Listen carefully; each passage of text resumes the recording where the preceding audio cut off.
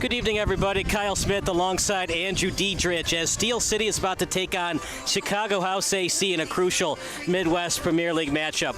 It's 7:06 p.m., which means it's about some time for some Midwest Premier League soccer.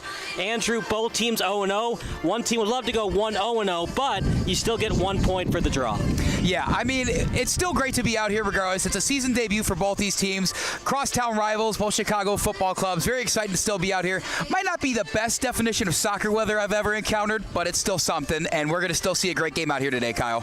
Right, the players to look out for, first of all, for Steel City, Nolan McGrath, one of the best goal scorers in the entire Midwest Premier League. Meanwhile, for Chicago House, watch out for A.R. Smith. Usually captain Chicago. Of course, teams will switch their captains on a game-to-game basis. Those are the two players to watch out for. The last time each team faced off against each other, it was here at Dulian Healthcare Field. It was a 1-1 tie. Steel City took an early 1-0 lead, but Chicago House AC kept the pressure on with the shots and then held Steel City to a 1-1 draw. Yeah, and the previous matchup with these two teams the year before, the Steel City were actually able to take that game. So Chicago House with a 0-1-1 record against these Steel City FC. You got to wonder if that factors into their game plan today, being a little more aggressive and trying to take them down for the first time. Meanwhile, for Steel City, here's a couple of players to watch out for. Maximilian Schobel, he debuted with the club last season at center back. He's from Germany, and he anchored a back line that were crowned back-to-back CCAC regular season tournament champions for Olivet Nazarene University. Danny Mack off the bench. If he has to come in, it will be a defense as Sam Price has the nod between the pipes tonight for Steel City. And let's not forget about Nainoa Norton. He's a new arrival to Steel City. He had nearly 30 appearances for Guam's U15 through U23 youth national teams. He's played all throughout the world in Singapore, Bahrain, Philippines, and Vietnam. So a couple of players for Chicago House to watch out for. It's going to be tough sledding, though, for Steel City tonight, partner, as Chicago House has usually outshot Steel City in the previous matchups against them. Yeah, I think we're definitely going to see both teams come out with aggression. I think there's a lot of nerves that go into the season debut like this with so many newcomers that you mentioned here for both squads.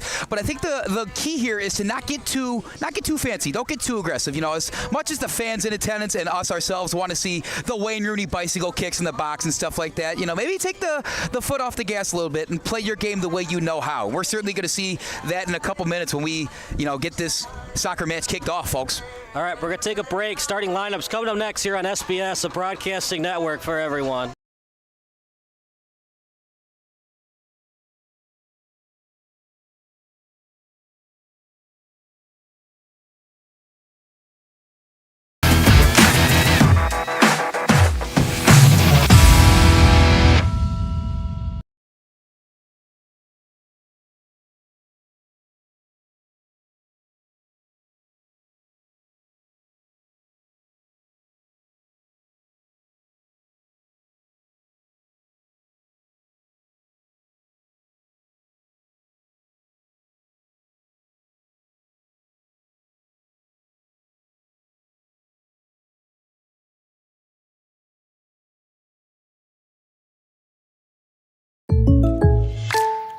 Now this is some bull. And another 3 for the ball!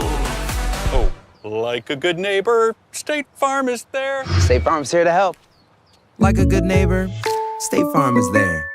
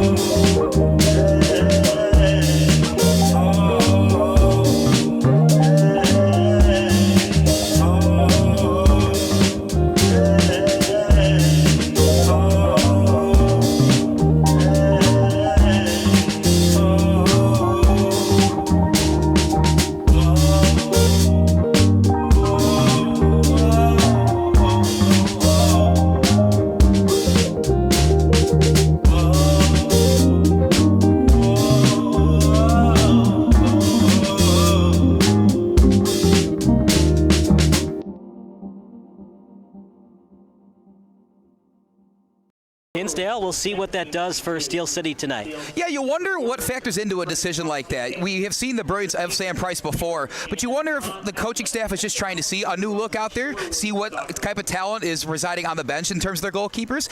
I'm actually looking forward to seeing somebody else out there between the pipes for Steel City. All right, we're going to take a break. National anthem and public address announcements coming up next here on SBS, the broadcasting network for everyone.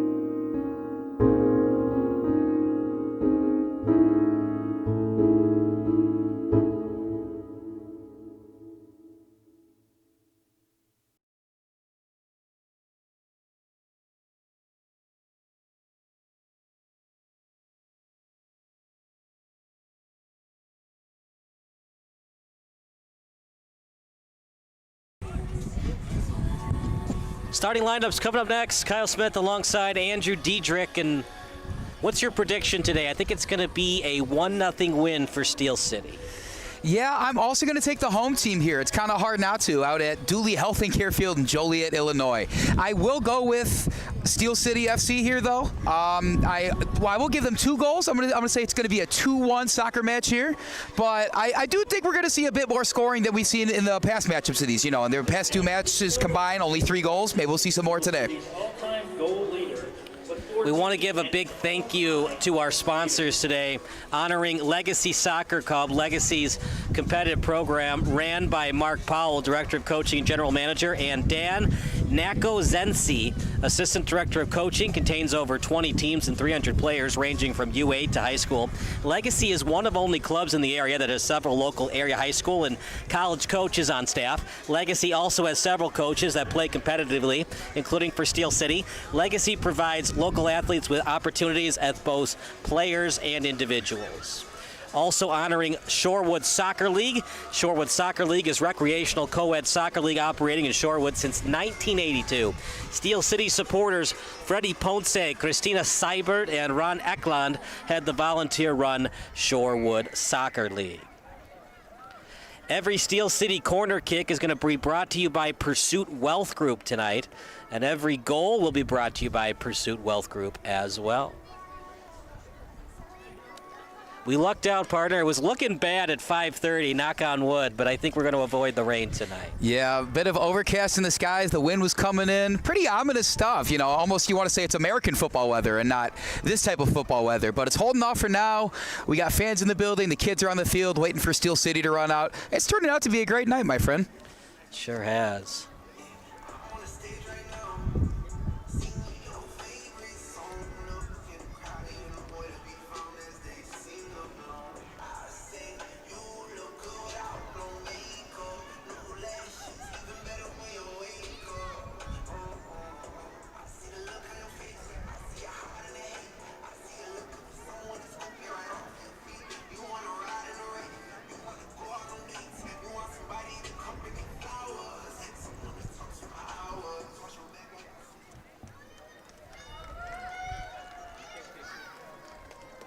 It's all right. Just do it again.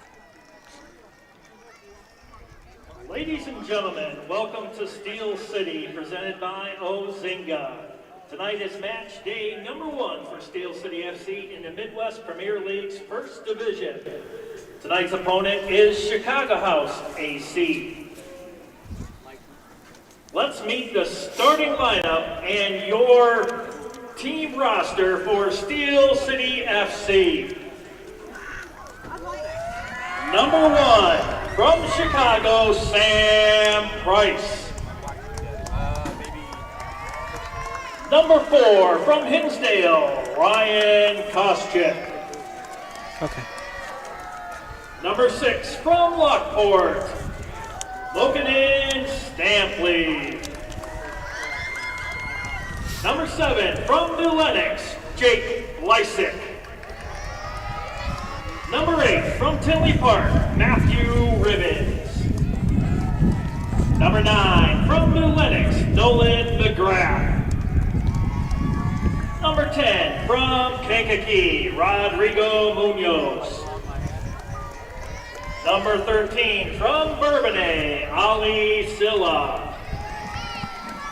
Number 15, from Joliet, Brandon Camacho.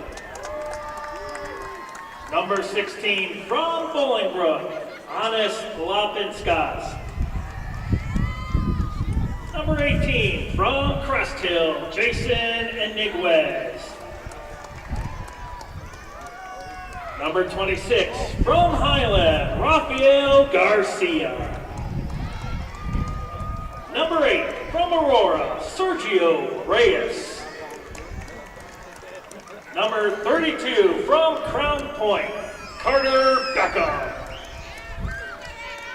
Number 35, from Naperville, Michael Marchiona. Number 38, from Bourbonnais, Efren Davila. Number 40, from Moni, Carlos Morales. Number 64, from Gilman, Diego Camarena. And number 67, from Chicago, Joshua Dennis. And your head coach from Richmond Park, Nigel Diller. Who's ready for some soccer tonight? Come on, make some noise. Who's ready for some Steel City FC soccer? Let the team hear you. Who's ready to get this game started?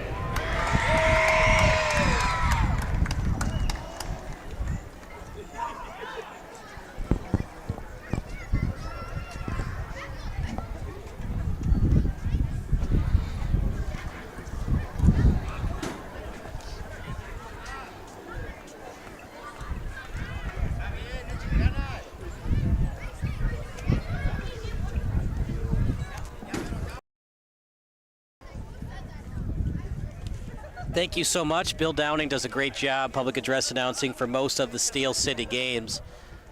Well, it's an overcast night, partner. How's that going to impact tonight's game? A little bit windy as well.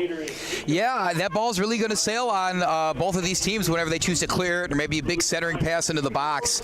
I'm not quite sure if, I think these two teams, a lot of them are from Chicago. I think they're well adjusted to it, but it's definitely going to factor in some of the gameplay that we see out here, especially in the early parts of the game.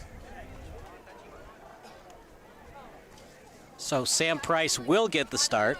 They keep changing the starting lineup on us. Yeah, it says Koshik right here, but Sam Price is going to go ahead and get the start for Steel City FC. We were talking him up the whole time. Only they must have heard us.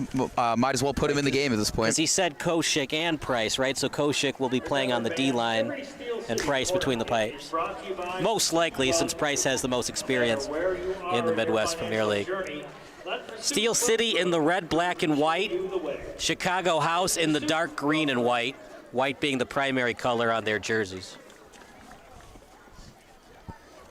Two sharply dressed teams, I must say. For two Chicago teams, those jerseys really stand out. I mean, I don't know how much they cost, but I'd be interested in investing in one, my friend. Well, they're called Chicago House Athletic Club. They got to look like athletes, right?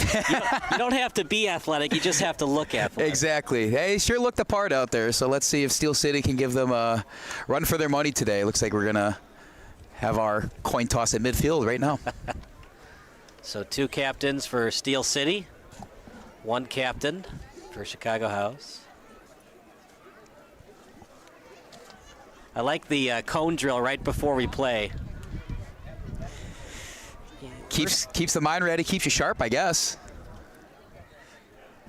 You practice how you play, and if sometimes you practice 30 seconds before you play. Soccer is one of those interesting games where I don't think it really matters who wins the coin flip. It's really just about getting into a rhythm early on in the match and setting the tone. Yeah, because turnovers are a part of the game. It's not like other sports where a turnover is like this drastic shift in momentum for some. Right. It just kind of happens throughout the game. So it's more of a ceremony, to be honest with you. It's good to see the captains out there. They get to talk to the referees and stuff. But yeah, very, very well said by you, Kyle. Whoever gets the ball first here doesn't matter. I think we're in for a good one for both of these teams here. Now, if you're Chicago House and you're playing Barcelona, then it matters because Barcelona might not ever give up the ball. Yeah. That would be the one exception I would give it, yes. But, I mean, how about that? Would that be a main ticket event, Barcelona versus Chicago House AC here in Joliet, Illinois? Yeah, I don't know if it worked too well for Chicago House. But what's interesting about it? A couple years ago, Chicago House took Chicago, they went to the regional semifinals of the U.S. Open Cup. Then they lost 3-0 to Chicago Fire. The actual Chicago Fire team, not like one of their D2 teams. They lost 3-0. So, I mean, it's a big score in soccer. 3-0 in soccer might be 4 or 5-0 in hockey. But still, to go to the regional semifinals in the U.S. Open Cup for a semi-pro team, pretty darn impressive. Yeah, what an experience for all those young men, win, lose, or draw. I mean, even staying close in it, like you said, it wasn't the most competitive game or super close, but it was still a game regardless against a very high-level opponent. And they won all those matches to get to the regional semifinals and then falling to Chicago House. We are just a minute behind schedule. We're gonna start pretty close to the 7:30 start. Got to watch out for Jake Lysick, who's been a co-captain of this team for most of his career. He was the NACC Defensive Player of the Year in 2018. And he posted a 13-5 record in his debut season as boys varsity coach at Plainfield East High School. He's also a youth coach in his hometown for Legacy SC. Jake Lysick, that's a name a lot of Steel City fans have heard for a while. He's the all-time goal leader of this club with 14 goals in his 3 years with the club. Very well-deserved co-captain. He's co-captain alongside Brandon Camacho, number 15 for Steel City. So look for those fellas to get their feet on a couple of these shots early in the game, and we'll see where it takes us. National anthem coming up next, so we'll take another.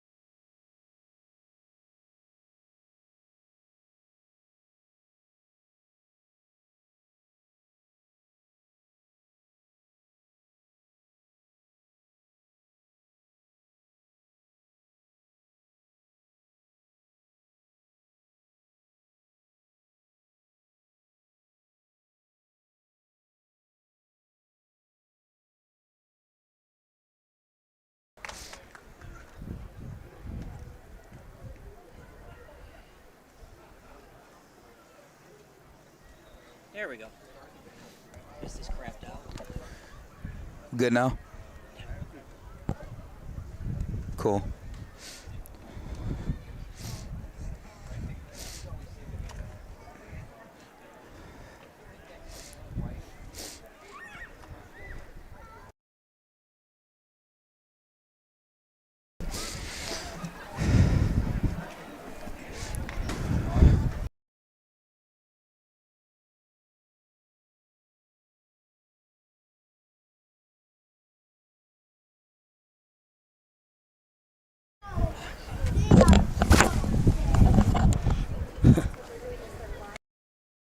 Sorry about that, everybody. Our video capture card crapped out on us, but we got to back up. Back in action just in time.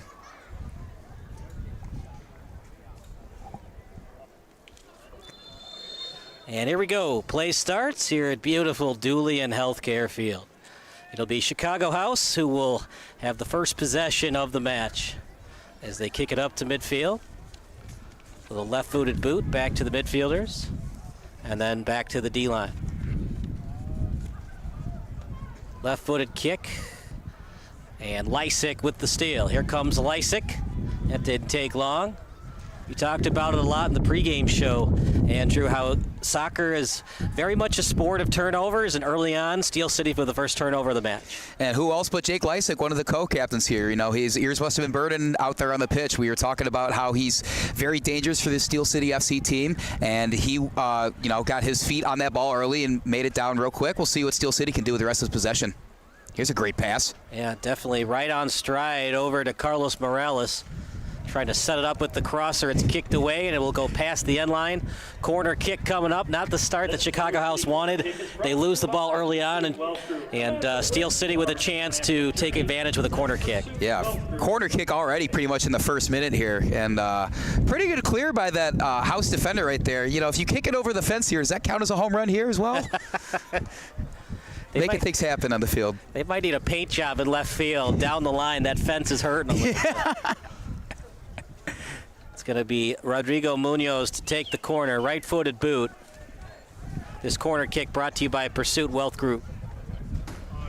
Up in the air and header, and last touch by Steel City. And it's going to be the goalkeeper starting between the pipes, Ryan Grady, to take it. Steel City would like to thank you. Right idea there in that corner kick, kind of putting it up for grabs. I believe for Steel City FC, that was Efrain Davila that got his head on that. Just wasn't able to put it that close to the goal, but you're able to get opportunities like that, especially this early in the game. If you can continue doing that, put the pressure on as they've already gotten possession back right here, good things are going to happen for you the rest of this match. Midwest Orthopedics at Rush, the highest ranked orthopedic program in Illinois, is proud to serve the Joliet community. To be your best, see the best. Past the midway line, there's Morales as he'll set it up front.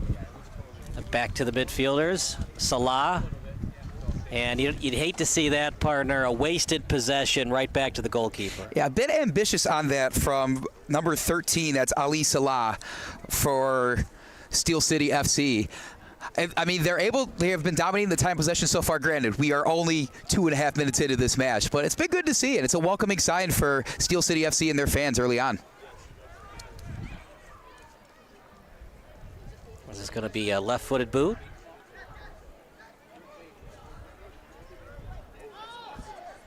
Nice lead pass on the through ball.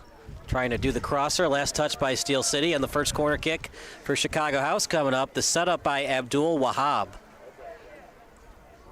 Yeah, it looked like I saw one of the Steel City FC guys maybe calling for an offside there. I don't know if he had a valid argument there. I couldn't, without the ball was moving, I couldn't quite see. But either way, it's a corner kick for Chicago House. So they're putting the pressure on right back after a couple turnovers to start off this match. Corner kick coming up, as it'll be Johan Alzate. That ball's still loose. Can't clear it yet. It goes straight up. Maybe goes 2 meters. And what's cool about this pitch, partner, is the foul line is where your throw-ins are. Yeah, there's not many lines that overlap on a baseball and a soccer pitch, but if you could at least get one, that was the right one to choose because it goes all the way down. But it gets confusing because the end line is not the first base foul line. It's 5 meters behind it. So it's very much a home pitch advantage for Steel City because it gets very confusing where the sideline and end lines are on this pitch. Probably just weird just in terms of the muscle memory of some of these house guys. Like, why is there a random, different colored patch of turf out there on the pitch? I don't know. They're going to make it work, though, so far. These are semi-professional players. All they know is ball, and that's what they're doing right now as we see Steel City trying to fight for this ball back. Chicago House with it. Through ball and a beauty, and it's going to be covered up by the goalkeeper as I will take a 30-second break, and Andrew will take over for me.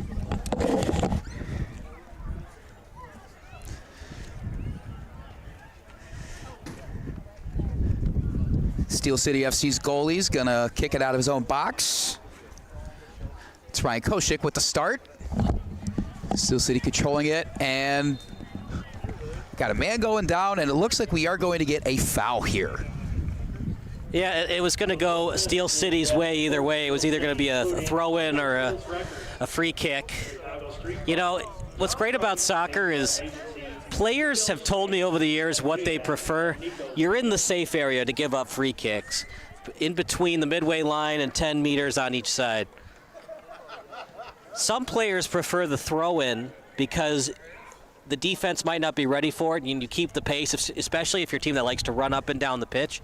Other teams that might not have as good of conditioning, like the free kick, because you can set up. The problem with the free kick is unless you get the break, you got to do that kick where it arches up in the air. It's most likely going to be stolen away, so you do that little 10-meter pass back to your D-line or your midfielders. Each team's different if they like throw-ins or free kicks. Yeah, no, very well said. That's honestly really tells you the identity and philosophy of a team, whether they prefer one or the other. Like you said, one's more of a fast break kind of you're throwing everything at the wall, trying to get things going, and one's a bit more of a take a step back approach, try to see what you have there on offense. It's a really good way to see how a team approaches trying to score goals on their side of the field. Obviously, if you're less than 30 meters away from the goal, you'll prefer the free kick, obviously. But between 40 and 50 meters back, as that's a nice through ball. Here's a chance for Chicago. Help comes on D from Steel City. That shot's blocked and then kicked away by Chicago. So did they call offside there? I thought I saw it ricochet and hit whoever shot that ball. I thought it was a handball there, potentially. Oh, wow. Well, it was definitely blocked. It was a shot by Williams, blocked by Steel City. And that's a break for Steel City because it was going to be a corner kick for Chicago.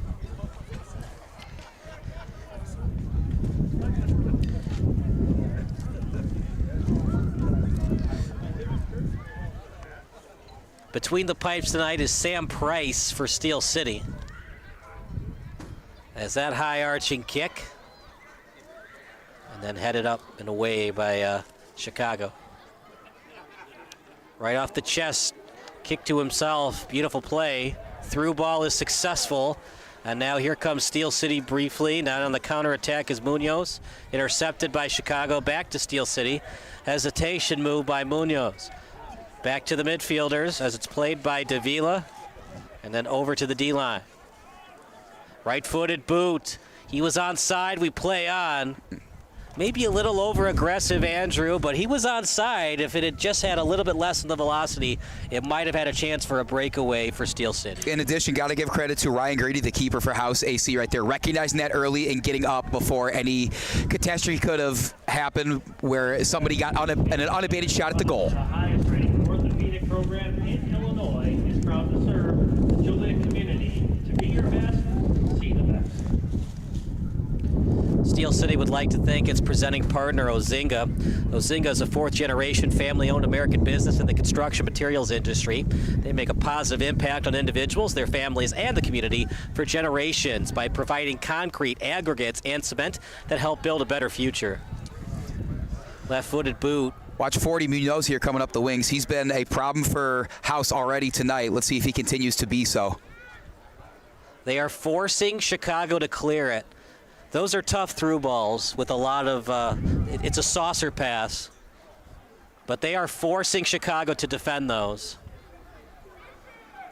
And right now, possession arrow in favor of Steel City. They have possessed the ball more than Chicago this far. Crosser, loose ball, just a little bit high. Nice ball, partner, but that was right on the turf. That should have been easy for Chicago to defend and get rid of. You want to see a better job of a ball coming not really all that fast through the box, and especially one that's on the ground. Defenders need to be there and get a leg on the ball and clear it out a little bit better. Obviously, not a shot on goal there. That ball that sailed way over. We saw that was, I believe, Munoz was the one that got his foot on that and set it over the goal. But opportunities for Steel City still presenting themselves. You'd like to see something better out of Chicago House, but again, time of possession's kind of really going either way. Steel City is now controlling it again, and we'll see what they can do as they push this up the pitch. You know, it's those stats that not a lot of people talk about, the average fan doesn't think of all the time. Ball possession and time on attack. Anytime you're past the midway line, anytime you possess the ball, and so far it's advantage Steel City. Any team that maintains that, I think, has got a good shot at winning today, especially seeing how low-scoring the past affairs between these two squads have been. Right. Especially in American football, we've seen how the game has changed. It's been very analytically driven. Teams go for it on fourth down more. Why? Not just for you to keep the ball, but the other team can't get the ball. Same thing for soccer. If the other team doesn't have the ball, they can't score. So just because it's 0-0 doesn't mean it's a clean tie.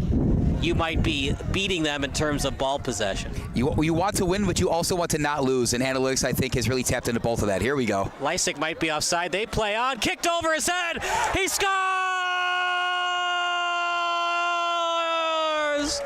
Goal!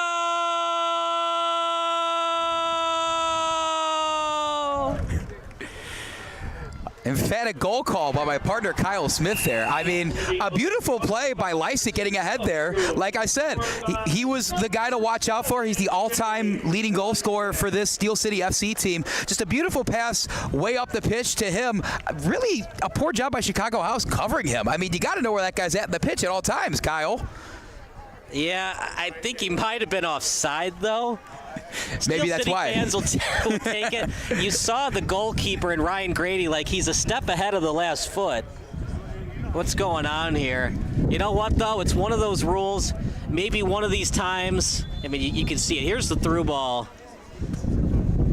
Like, look where he is. Now, if you're not behind the last foot. Then when the ball comes, then you can go after it. Right, yeah. So it is possible, because obviously our videographer is not looking at that angle, right, that Lysick was onside. Yeah, and with how long that ball stayed in the air, that was a benefit to Lysick, because maybe that referee wasn't exactly looking at him when that ball was first put out. That ball was in the air for a couple seconds. Now you got the sideline judge that has a clean angle and clear angle of Jake Lysick. Steel City fans will take it. Chicago House not happy. Even without that potential controversial no call, Steel City is dominating in terms of ball possession. I think a good overwhelming majority of this game has been played right in front of the Chicago House's goal, which is just not what you want to see. You want to be able to attack and get your own opportunities, but that's not going to happen if Steel FC is pushing you around, giving themselves opportunities the entire game while you barely struggle to make it a past midfield. Steel City is giving away swag.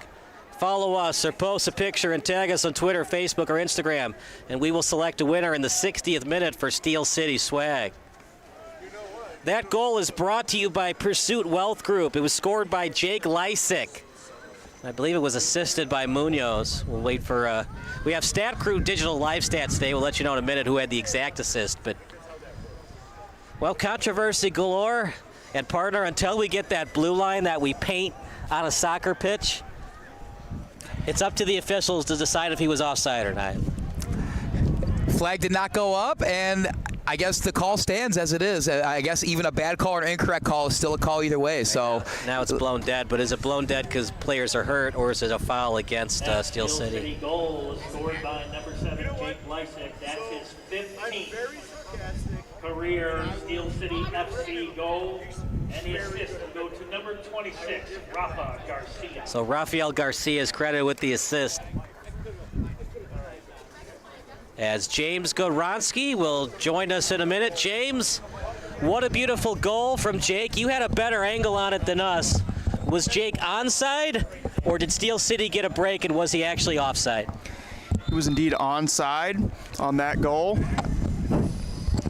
And I'm going to turn the attention here to some of the information that I have gotten from the coaches. Winds are supposed to go up to 26 miles an hour. I've spoken to both coaches. They seem like they've practiced for this type of weather all week. Completely fine on there. The injuries for both sides, none going into this game. However, Cesar Murillo, the center back for House, and striker Alejandro Matasti, those are both absences tonight as they were not able to make the trip.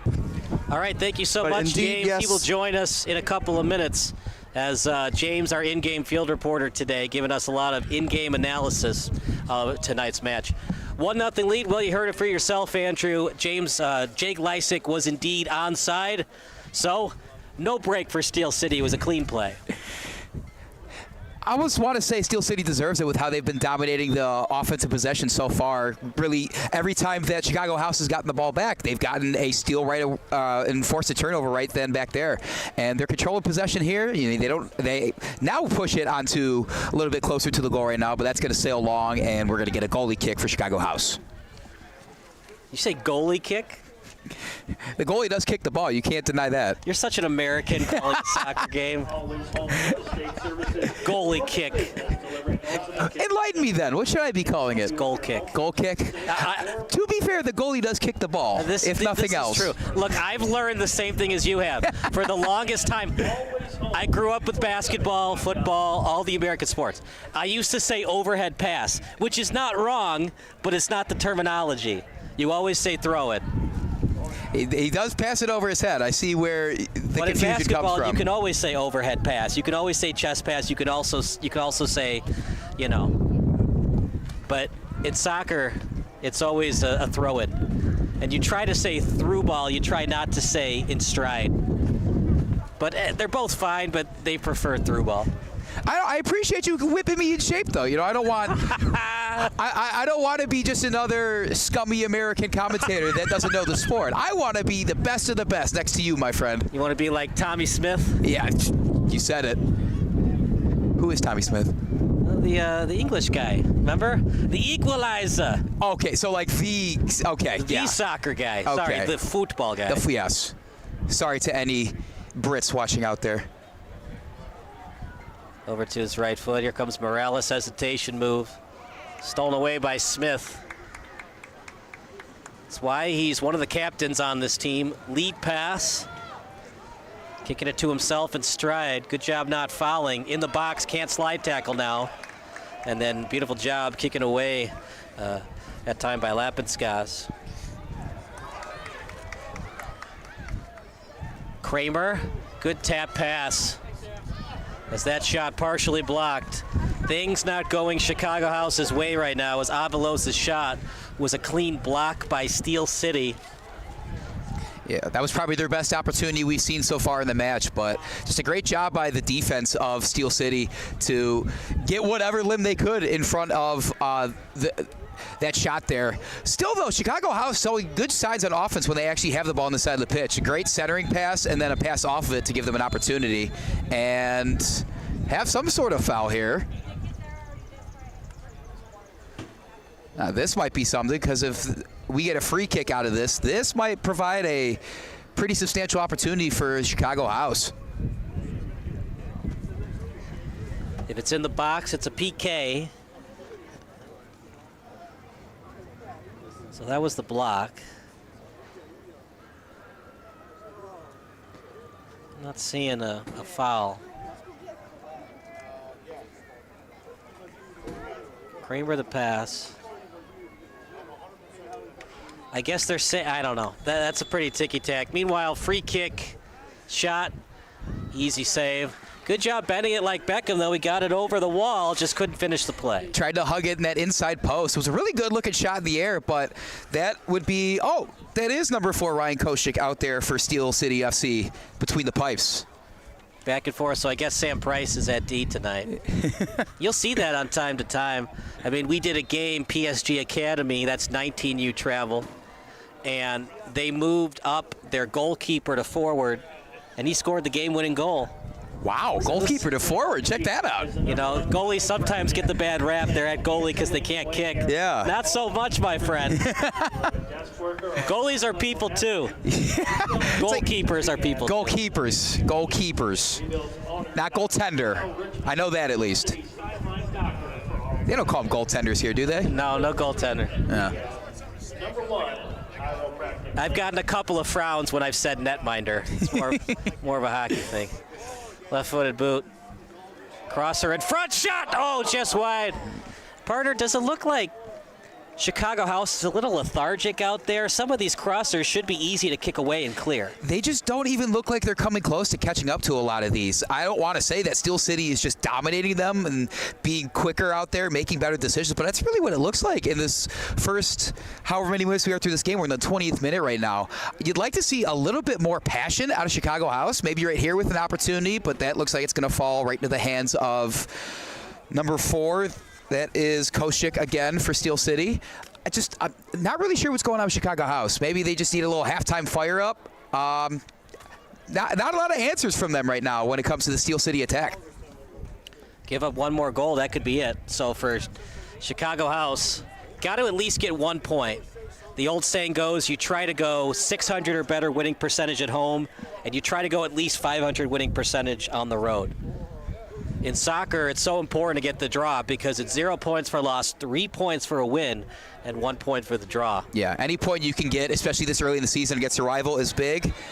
And that is going to be offsides. You think? Just a little bit. It was so blatant. Yeah, that was number 6, McConan Stampley, I believe, for Steel City FC. He didn't even go after the ball because he knew it was going to be called. Sometimes you know you're caught. He just threw his hands up and said, "You got me." That's like in hockey. If you're 2 steps ahead of the blue line and the puck hasn't gotten to you yet. siding, windows, decking, and more. So if you're a professional contractor, Hey, you know what? You try and see if the officials are paying attention. That time they were. Remember, it's only illegal if you get caught. Richards Building Supply can help. Left-footed boot. That was a crosser, by the way, and just a little bit too much on it. Goal kick coming up. Contact Richards Building Supply. Support businesses that support Steel City, including Audio Phil's Records, Chicago Street Pub, John Wright State Farm Agency, and Rebuild Strength and Rehab, also Nico's Catering. Meanwhile, deep in their own territory, Steel City over to the sideline. Stolen away by House. Elzate, lead pass. He was trying to find Kikos Avalos, out of bounds. You know, Kyle, you talk about Chicago House looking a little lethargic and lazy when it comes to these, and I think some of that might have to do with, like, mentally. They're getting these opportunities, and, you know, they finally get a pass into the box, and it's just sailing out and leads to a goal kick for Steel City. You wonder if that has to factor into it, and it's just getting frustrating. They can't convert in some of these opportunities. The problem is every time they get close, Steel City is blocking the shots. It's a tale of two teams. Every time that Chicago House gets close, Steel City is there to block or deflect the crossers. Every time there's a crosser, even if it's right on the turf, it's going straight through. That's a no-no if you're the coaching staff for Chicago House. Yeah, you cannot let the opposing team walk all over you like that. Here we go. That shot, oh, just a little bit high and wide. Kick by Avalos. It'll be a goal kick awarded to the man from Hinsdale. Well, we talked about picking up the energy for Chicago House. They've definitely listened to us, not that they actually are, but the last 5 minutes has been the advantage of Chicago House. I think it's something you alluded to earlier. You're talking about this is a 1-0 match at this point. If you let it get to 2-0, that might just be it. Even if you find a way to muster another goal, which hasn't really been a potential at all during this match. They understand the urgency now that now is go time, even though it's this early in the match. As a shot on goal, great save. Yeah, beautiful save. That is once again Koshik for Steel City. You talk about them being a little more aggressive and trying to convert on opportunities, and there one was. We appreciate all of our interns today, as that's a through ball, one-on-one the other way, and Chicago will easily get this one. As it's played on the sideline, kicked away by Waddington. Crosser, and just couldn't get what he wanted. But big thank you to our interns, Camila Rodriguez, James Goronsky, Dane Massey. We have stat crew today. As Dane texts me the stats, we'll let you know as they happen. We'll also send out the stats after the match.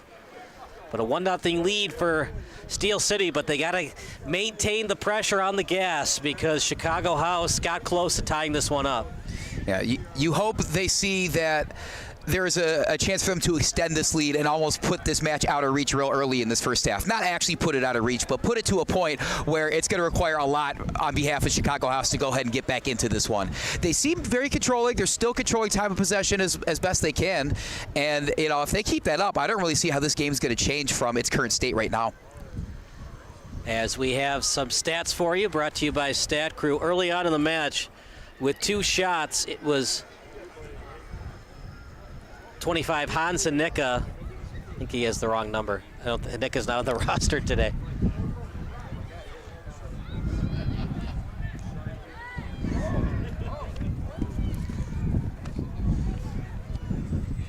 Oh, these are last year's stats.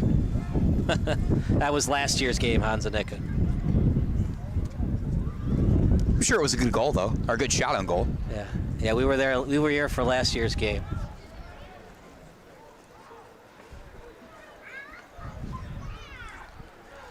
Out to the midway line. This is kicked back to the sideline, straight up. Temperature has dropped a couple of degrees. Wind's picking up a little bit, too. That ball, thought it would go a little further. I don't know if the wind's taking it down a little bit, put a little bit too much backspin on it, but I think the wind's starting to take effect on some of these longer passes and clears. Out to the left foot, then to the right, as it's played by Morales. Right-footed boot near midfield, tap and go. Here comes Steel City. Still near the boundary. Switching feet, back to his right, and stolen away by House. Back to the sideline. As tap pass to Smith off his foot, near the boundary, trying to get it back. As it's kicked away by A.R. Smith, throw in coming up for Steel City.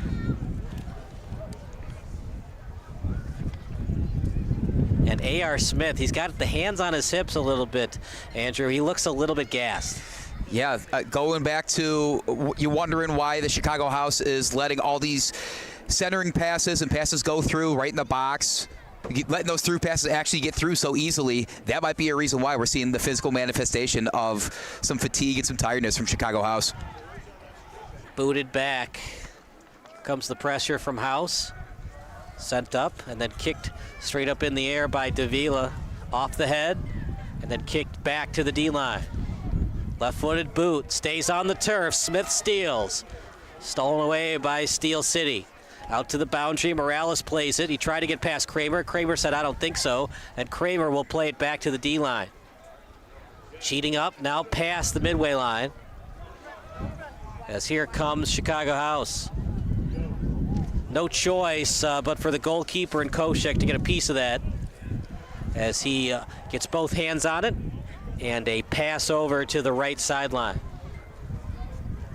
I wasn't able to see which defender that was for Steel City, but a great job staying with that backside person on offense in the box there, being able to force a turnover.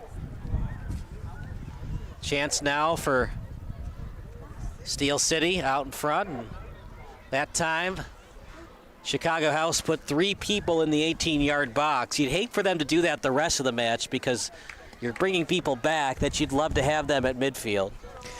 If they truly feel the need, if that's what's going to help them not let up a goal, I understand the thinking, but is that a sustainable strategy the rest of the game? Like you said, probably not if they want to get back into this, especially if the Steel put another ball in net.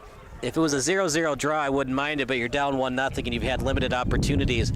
Besides that shot that went a little bit high by Avalos, they've been very limited today. Yeah, you wonder at what point they might put some fresh legs in this game to try and jumpstart that offense a little bit. Well, here we go. Here's an opportunity. Lead pass over to Smith as he'll change directions briefly, setting it up in front. Trying to redirect it in. It was off the heel, but just no good. That's just a hard pass to retrieve like that, partner. It was a redirection all the way, but that's more of a lucky than good type of play. You got to get top shelf, and to get that right type of spin off your leg into the back of that, it's hard to do. Yeah, great positioning on that pass by number 14, A.R. Smith of Chicago House. Like you said, though, with the velocity going in on that, the defense was kind of collapsing. You had to try and do something with it. That was the best they could. Still welcoming to actually see that, though. We saw A.R. Smith look a little tired and fatigued before. He was able to go and put that and potentially give them a shot on goal there. Want to see more of that out of him and the rest of Chicago House. It's just so much easier to do that in hockey because you have the stick to deflect it in. Not so much in soccer. Got to use your feet. A lot harder to do. You got to get off the ground sometimes, even contort your body in all sorts of ways. That's why a lot of the times, I remember when the Americans were playing in the World Cup, and it was a 2-on-1, and it was a lead pass from Landon Donovan's foot, but it was a saucer pass, and it was a one-timer on his foot into the back of the net. It was amazing to see, and I'm like, is that hard to do? I tried to do it with my friend. Absolutely impossible. That ball was 4 feet off the ground, 2-on-1, odd man rush, and the kick from Donovan right on target. What a finish. Those World Cup teams with Landon Donovan, that game-winning goal against Algeria to put them into the knockout round, sensational stuff. Hopefully a lot of our viewers know what we're talking about. Steel City's Iron Circle club members include the Slager family, Gabriella Garibay, the Schumacher family, Peter Anderson, Timothy Wine, the Schumacher family, the Lichtenwalter family, Ryan Cliver, the Powell family, the Nako Nesny family, and the McVicker family.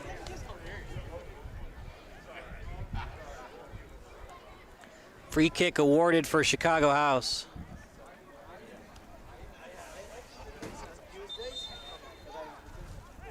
You'd love to get something up in the air and get a header towards the net if you're Chicago. That seems to have been how they've actually getting into the box, is a nice crosser like this. Kind of like you just said. I thought that was going to bear fruit immediately once you brought that up. I'd like to see it a little higher, just below the crossbar, that nice sweet spot. I was surprised that Koshek went outside his box to get that ball. I think he had enough help on defense to clear it. Remember, when you go out, there's no one back, and it takes so much effort. You know, soccer is such a cardio-intensive sport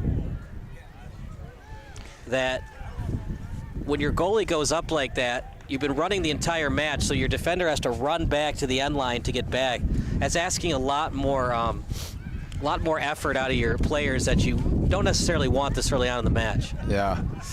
That's the one thing about soccer. If you're standing still for too long, something's wrong. Got to keep moving. Whichever direction that may be, I'm not sure, but that's why these gentlemen are out here doing it. And if I'm seeing this correctly, it looks like we might get a substitution for Steel City FC soon. I believe that is number 67, Joshua Dennis. He's currently talking to head coach Nigel Dillard and potentially might get subbed into this match alongside a couple other of his teammates, actually. 3 substitutions coming in for Steel City.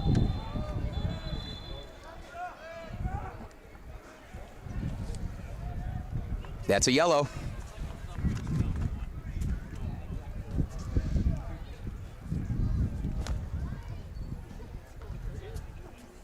A.R. Smith's loading it up. We'll take a quick 30-minute break. You're watching SBS, a broadcasting network for everyone.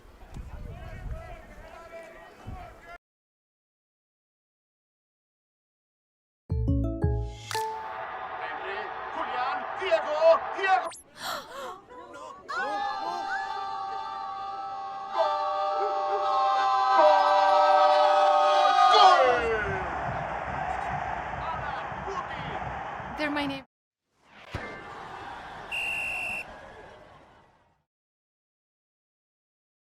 Back and ready to go. That shot, he scores! Chicago House AC ties it up right off the free kick. Double whammy against Steel City. They give up the yellow card and they give up the goal. Yeah, a pretty catastrophic couple of minutes there for Steel City FC. What a way to really come out of the latter end of this first half for Chicago House. You know, not really getting a lot of opportunities. Steel City dominating the time possession, and all of a sudden they have a ball in the back of the net, and this match is tied. A beautiful goal, bending it like Beckham truly on that play.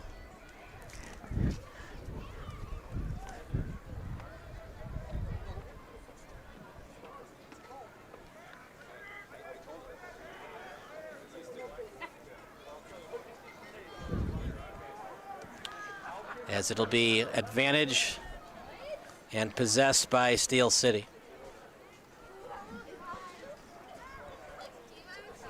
Chicago House with it.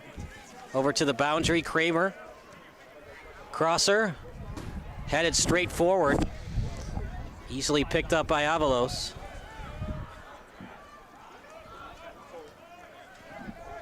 Good pass, setting it up.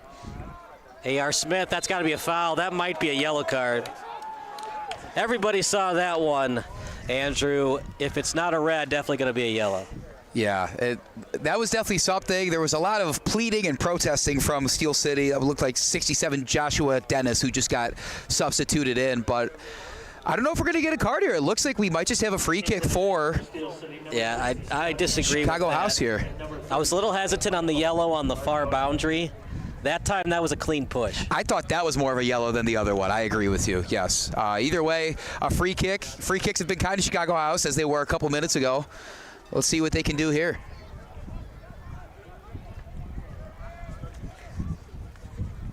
Koshik playing center of the net. Wonder if he'll move to inside post. That shot. Ooh. Good save, but it's going to be a corner kick awarded for Chicago House. I thought that one had a chance of maybe sailing over the net, but as the goalkeeper, you can't take that chance. If you can, you know, exchange essentially a free kick right in front of the goal for a corner kick, I think you'll do that 10 times out of 10. Doesn't mean you can let your guard down, though. This is how Chicago House has been getting opportunities, is whether through the corner or the free kick. Left-footed boot. Off the fingertips, loose ball. Just away from it, couldn't get the shot on net that he wanted. Out to midfield, headed straight up. Midfielders after it, picked up by House. Through ball, tap and go, tic-tac-toe action. That shot blocked and a beauty on the slide tackle. Turnaround kick, loose ball, then cleared by Lysick. Off the head, and they're actually going to say it's off the hand of A.R. Smith.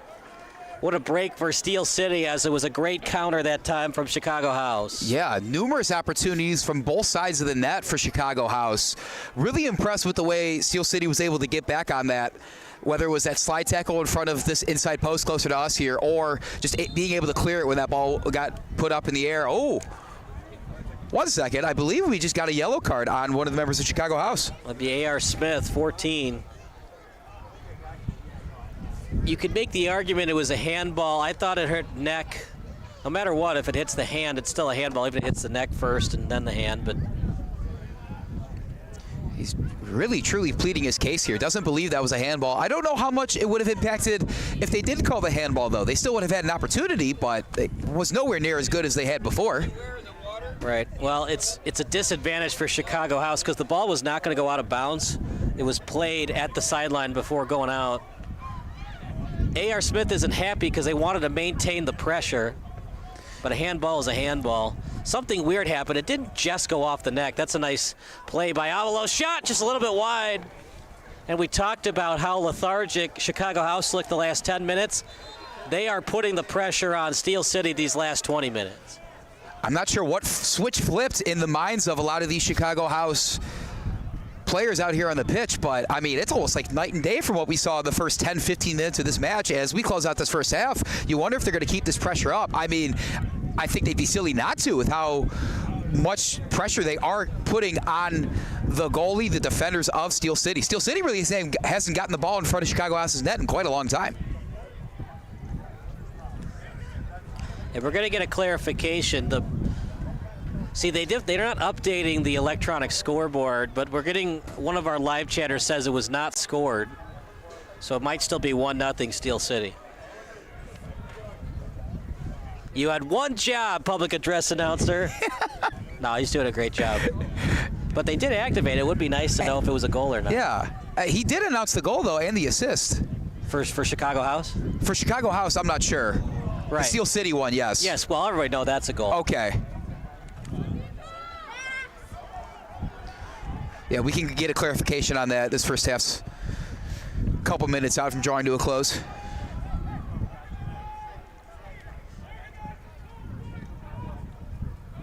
Back and forth. Here comes Kramer. Out in front. And a clear. Steel City's going to have to make adjustments, Andrew. What adjustments are they going to have to make? Yeah, so defensively, we saw them do fine the first 10 or 15 minutes of this match. I like how they're still trying to stay aggressive. They're keeping number 6, McConan Stampley, one of the newcomers to this club, closer to midfield. He ran up right there to try and defend, but he's got the ball in his possession now. And it looks like they're really trying to get him going right down the middle and maybe one of those long passes like we saw to Lysick when he scored in those first couple minutes. Defensively, I mean, they've kind of flipped the switch. Chicago House, that is, has flipped the switch on Steel City. Steel City's the one not really getting to these balls, crossing into the box and coming through on these through passes. So I don't know if it's just going to take a couple more subs, whatever it might be, but Steel City's got to pick up the effort and do a little bit more of what we saw in those first 10 to 15 minutes.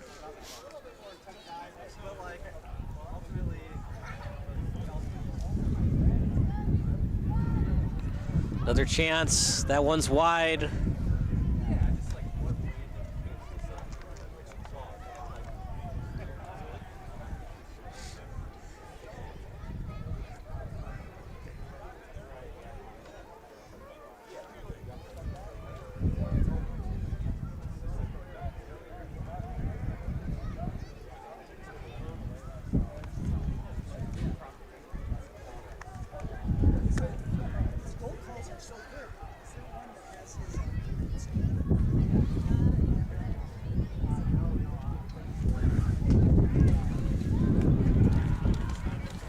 Lead pass over to the boundary and then slide tackle by House. Cleared away. Steel City will play in their own territory.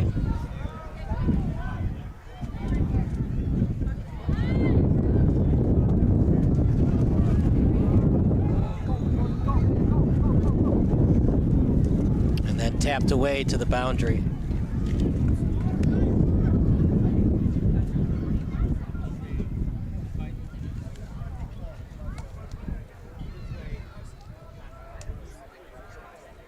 That one clearly blocked by Chicago House in the 18-yard box.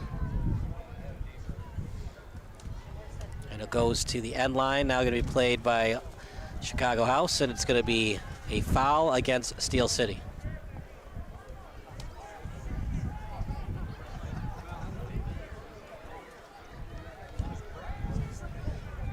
We're in the 42nd minute, approaching the 43rd minute. 1-0 lead for Steel City.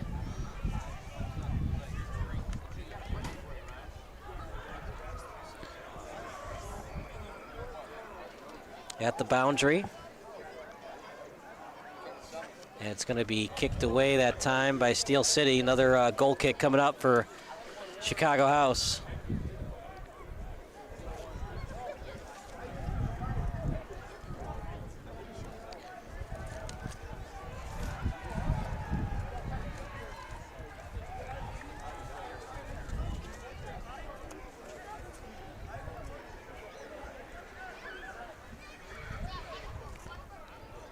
Throw-in at the pitcher's mound. In between the pitcher's mound and the catcher's mound. Catcher's plate. Home plate. Chicago House wanted a foul, no call, and it'll go out of bounds to the sideline. As we are now in the 44th minute. The wind has died down a little bit, and it just seems like it's a 1-1 tie after all the chances that Chicago House has had, but they still have not gotten the equalizer yet. Continue to put the pressure on. It's got to be frustrating at some point for them to not have this go in right now, as we see side referee put his flag up.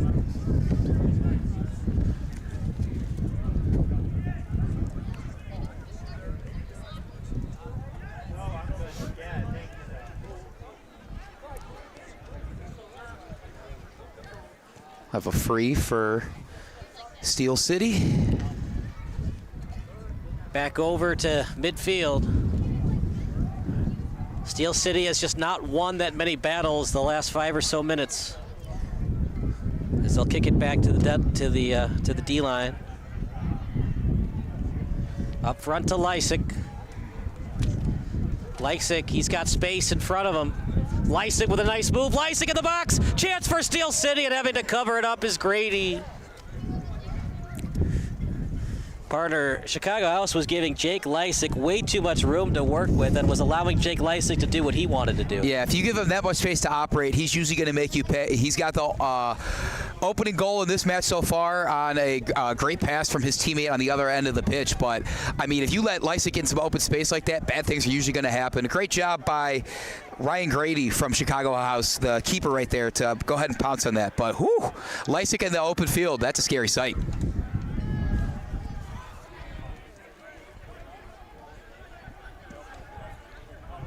Left-footed boot.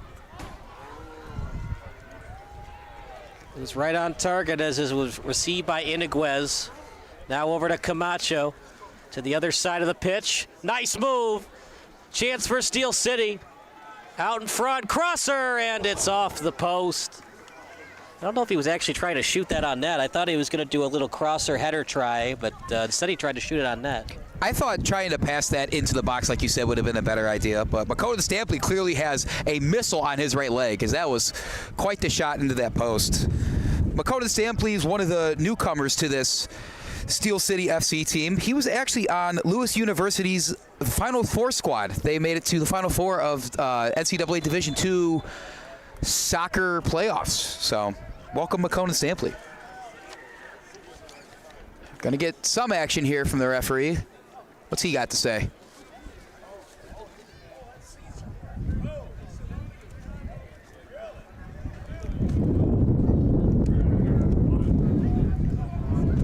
Free kick coming up for Chicago House. Free kicks where they had a great opportunity to score before. Interesting setup they have here. It's going to be the left-footed boot of Chacon. Crosser try. That time it's definitely a goal. We'll get a clarification from our live stats people, but the goal's awarded for A.R. Smith. And the big question is, was that the go-ahead goal or the tying goal? Yeah, I believe that will be the tying goal to make this 1-1. If everything else is correct. We'll still get a clarification on that, of course. But, I mean, free kicks have been the absolute kryptonite of Steel City right now. The house taking every opportunity they have on these free kicks for Steel City committing these fouls and converting them into shots on goal, and then that time in the back of the net. A.R. Smith's really been all over that side of the pitch there, right in front of Steel City's net, and he makes them pay right there.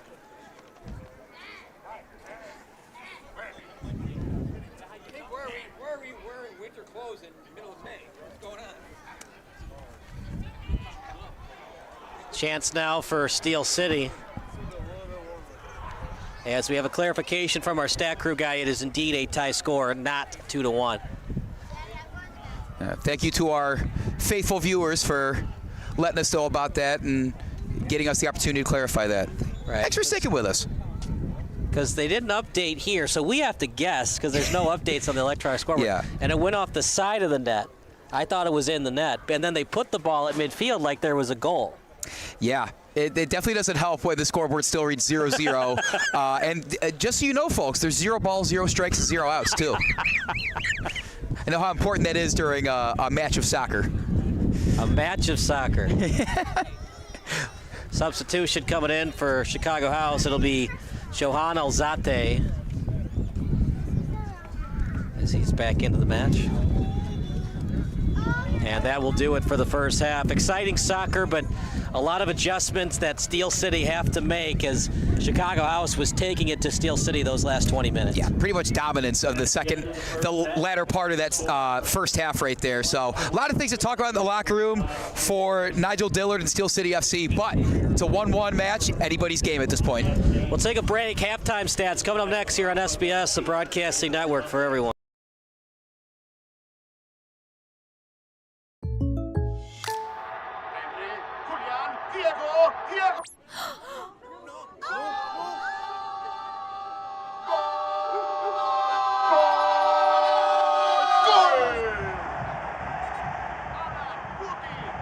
They're my neighbors. Come on in, guys. Bringing fans together. State Farm, official sponsor of Liga MX. Like a good neighbor, State Farm is there.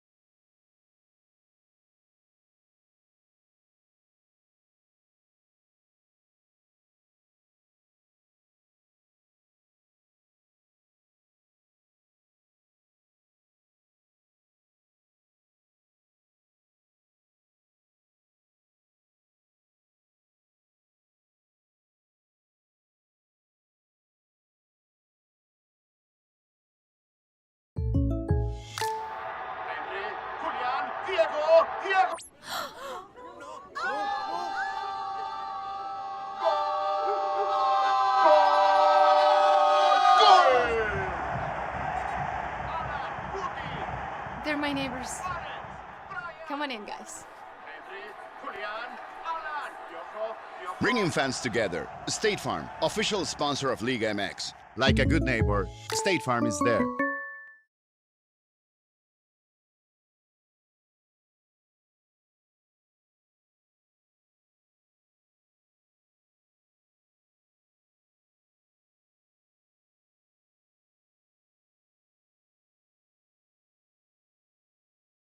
A deal for me?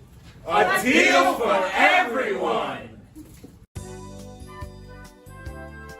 17 East Van Buren Street, Joliet, Illinois.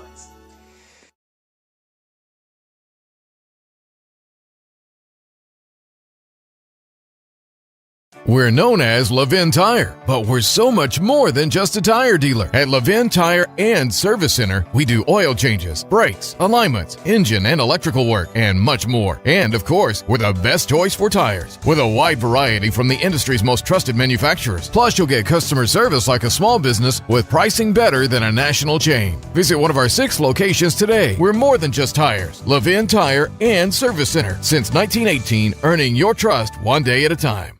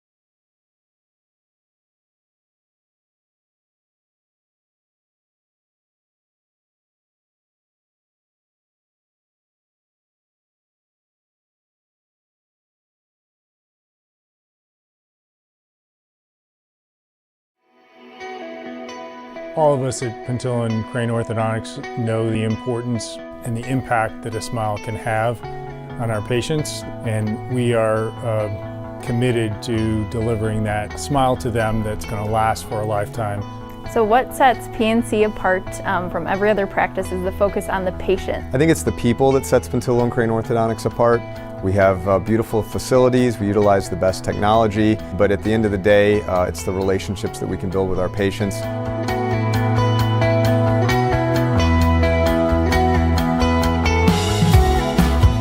My experience has been great. My son had come here first, and we had such a good experience that I brought my daughter back. One unique thing about orthodontic treatment is it's over a long period of time.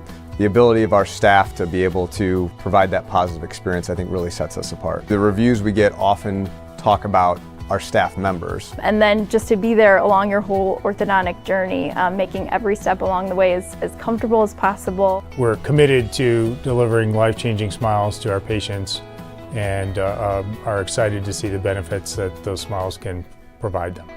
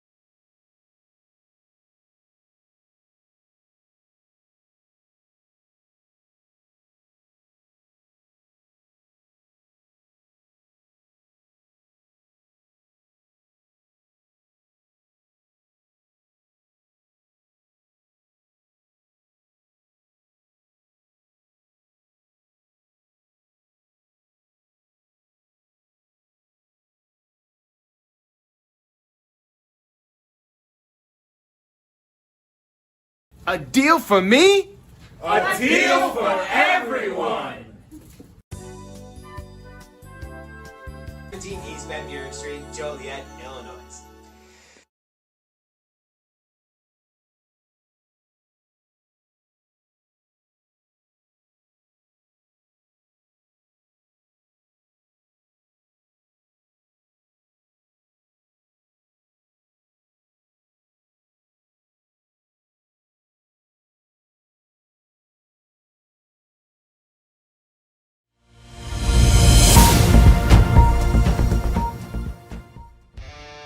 Do you expect experienced, professional, and personalized attention from your building supply partnerships? You should. Are you getting the specific attention you need to help your business grow? You can. Introducing ICO Roof Pro and Grow through Richards Building Supply. As a professional small business, you need real solutions to achieve your desired growth outcomes. This requires more than sample boards, pricing, and on-time delivery, which sets the bar too low. You need more. To grow and win in this ultra-competitive environment, you need ultra-competitive solutions. With Richards Building Supply, get the personalized attention you deserve and need. Take advantage of incredible first-time user incentives. Gain discounted access to a host of our industry's most reputable marketing tools through a Roof Pro membership. And that's just the beginning. Don't believe us? Let us show you. ICO Roof Pro and Grow through Richards Building Supply.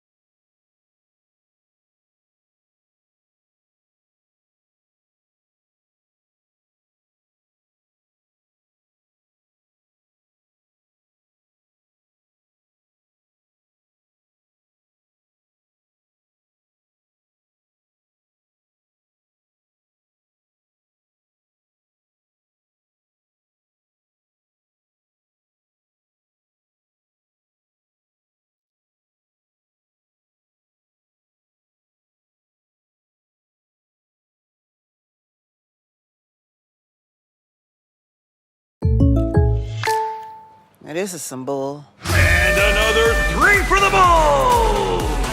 Oh, like a good neighbor, State Farm is there. State Farm's here to help. Like a good neighbor, State Farm is there.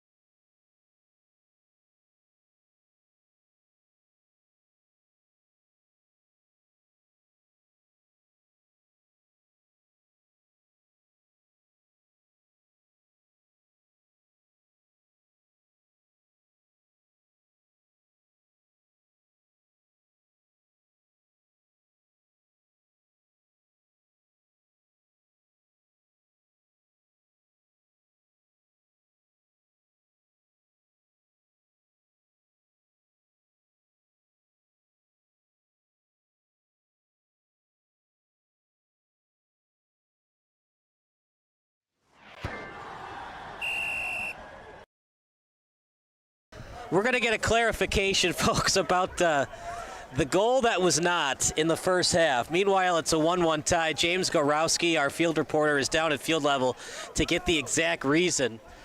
As here's Chicago House on the attack. Crosser still loose, and that shot blocked.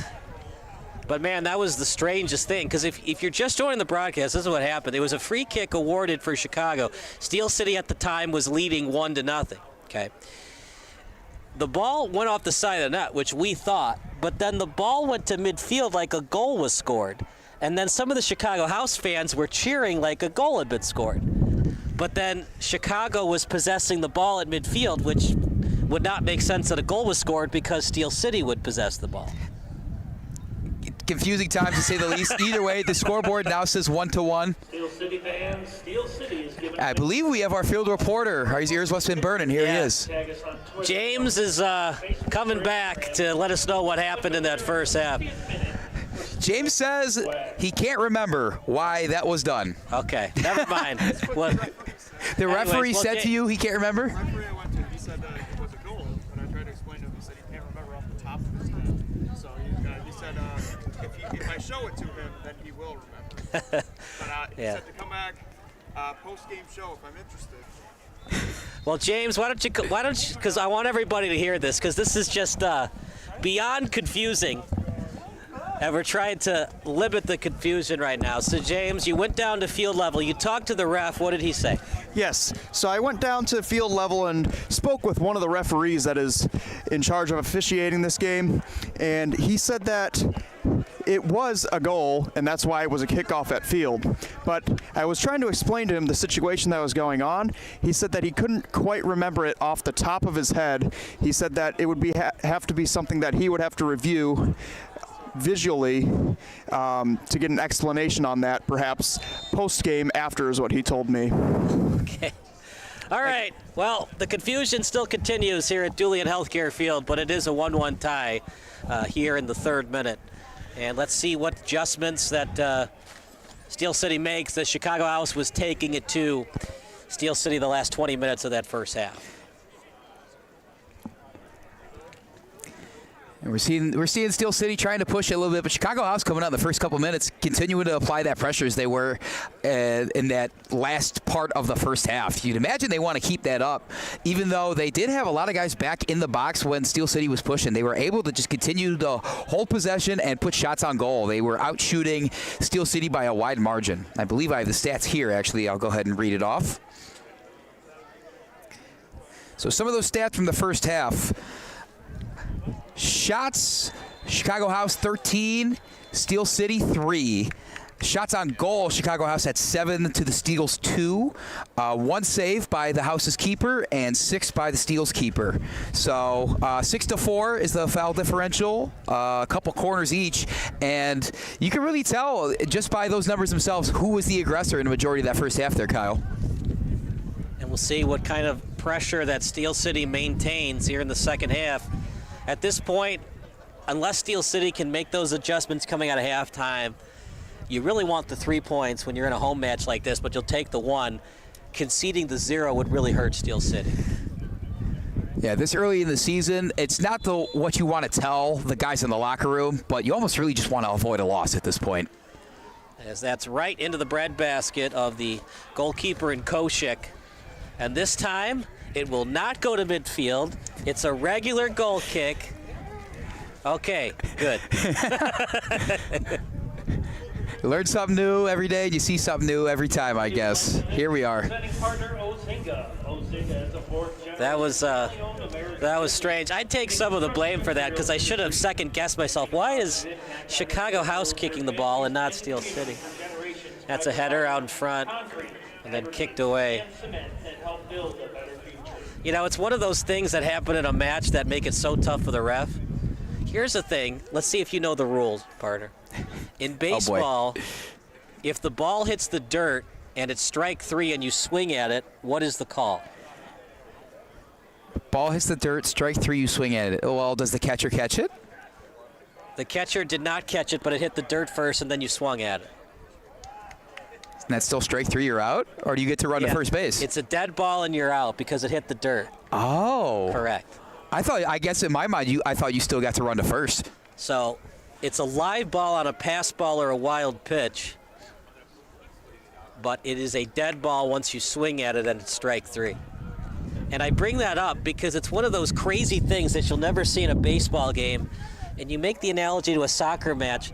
Who the heck thinks that it's going to go off the side of the net where half of the people think it's in the net, half of the people don't think it's in the net? The ref makes a decision, but I don't think people heard him. So Chicago heard goal, so they went back to midfield, and then you just kind of go with it if you're the referees, I guess. That's probably the best hypothesis we could come up with at this point because, I mean, it's not just us here, Kyle and I, but a lot of other people are really scratching their heads over this, folks. So either way, it's a 1-1 match, and Chicago House continue to put that pressure. That's a shot on goal.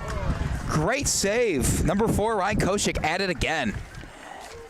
Chicago House, they are keeping that foot on the gas pedal, and it's up to Steel City at this point to make the adjustments as well, but also find a way if they can get some counterattacks. See if Chicago House cheats up with the defense, maybe get an odd man rush or 2. For Chicago House, you'll take the 1, but since you're on the road, you're very far away from your home pitch at DePaul College Prep, you really want the 3.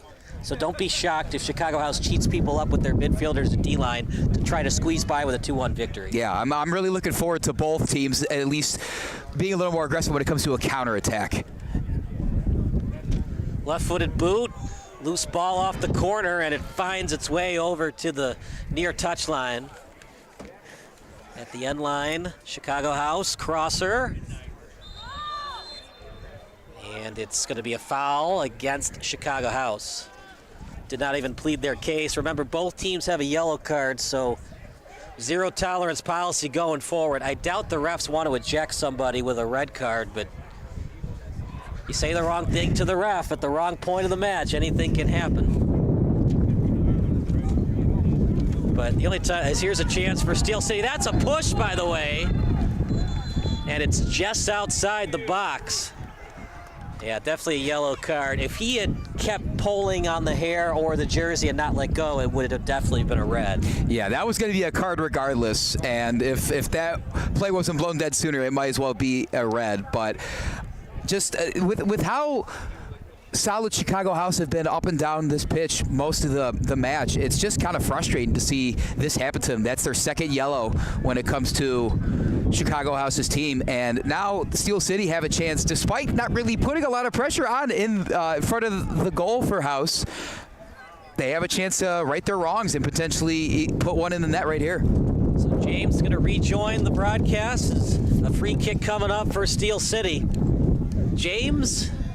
So I spoke to the coaching staff of Steel City about that very confusing goal, and they were actually told me that it was very strange look to the eye. It actually hit the side netting instead of going into the net. But why was the ball at midfield instead of a regular goal kick from Krushek? That one was, they said that they thought it was a goal, but they brought it to midfield because it wasn't a goal. It was still very confusing. But was it touched by Krushek? If it was, it should have been a corner kick. If it's not touched by Krushek, it would be a goal kick. So was it just the refs made a mistake? I believe it was a refs making a mistake. Okay. I mean, I even spoke with one, and he did not seem to know what was going on. That's a foul, by the way. It's outside the box. It's going to be a pseudo corner kick. So there we go. We finally have our clarification. The refs made the boo-boo, and it should have been a goal kick awarded for Krushek. I think it's been a very well officiated match other than that, but that's still weird, though, because it's a very much a disadvantage for Steel City because they should possess the ball on the goal kick. Definitely should have. And the weirdest part about that is, we kind of mentioned this before, not a lot of protests from the Steel City fans or coaches, players. Right. Everybody just kind of went with it. And then we were all kind of scratching our heads a little bit later saying, hey, that wasn't right. But either way, it's a 1-1 game right now, and House have another chance with this corner. A.R. Smith, left-footed boot, blocked chance, and Krushek covers it up. Partner it looks like he's going to be the SBS man of the match if this match continues the way it's going. He has been absolutely great between the pipes. Yeah, 6 saves in the first half. I had 2 or 3 already in this quick start to the second half. I don't know if that's more of a knock on Steel City's defense or Chicago House's offense and ability to actually get those shots on goal and make Koshik make these plays. But either way, they're making them. They're testing his abilities, making him do all these, and he's getting it done so far. It's still a tie match as of right now. Through ball and just a little unsuccessful on it. Picking it up is Krushak.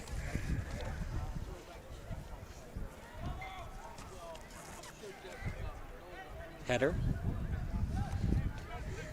Way to stay ahead of the game with that play. But Thank you. I'm here till Tuesday. Try the veal.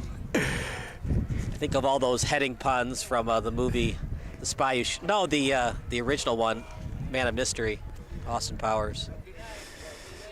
That's a bad way to get a heading knife. You know, I've never seen those Austin Powers movies.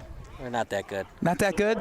I can't tell if they're a classic or not. The way people talk about them. If you love James Bond, you'll like them. If you're not a big James Bond fan, you'll probably not laugh. Okay. They're very much James Bond references. I feel like I got to give it a shot now that you bring it up. It's a millennial thing. So you're a Gen Zer, so are Gen Zers into Titanic and all the 1990 movies? Titanic, I think you have to be into Titanic because it's just so iconic. It's also 5 hours long, though, so I think that's the only thing I knew about it. Commercials, it's 5 hours long. Exactly. That's the only thing I knew about it growing up was, this is the longest movie of all time. I don't know if I really want to sit through this. So, to be honest with you, Kyle, I have never watched the entirety of that movie. Okay. I don't know if that's a sin or not, but I've never just sat through it. Fair enough. I know there's a lot of Celine Dion in there. My heart will go on.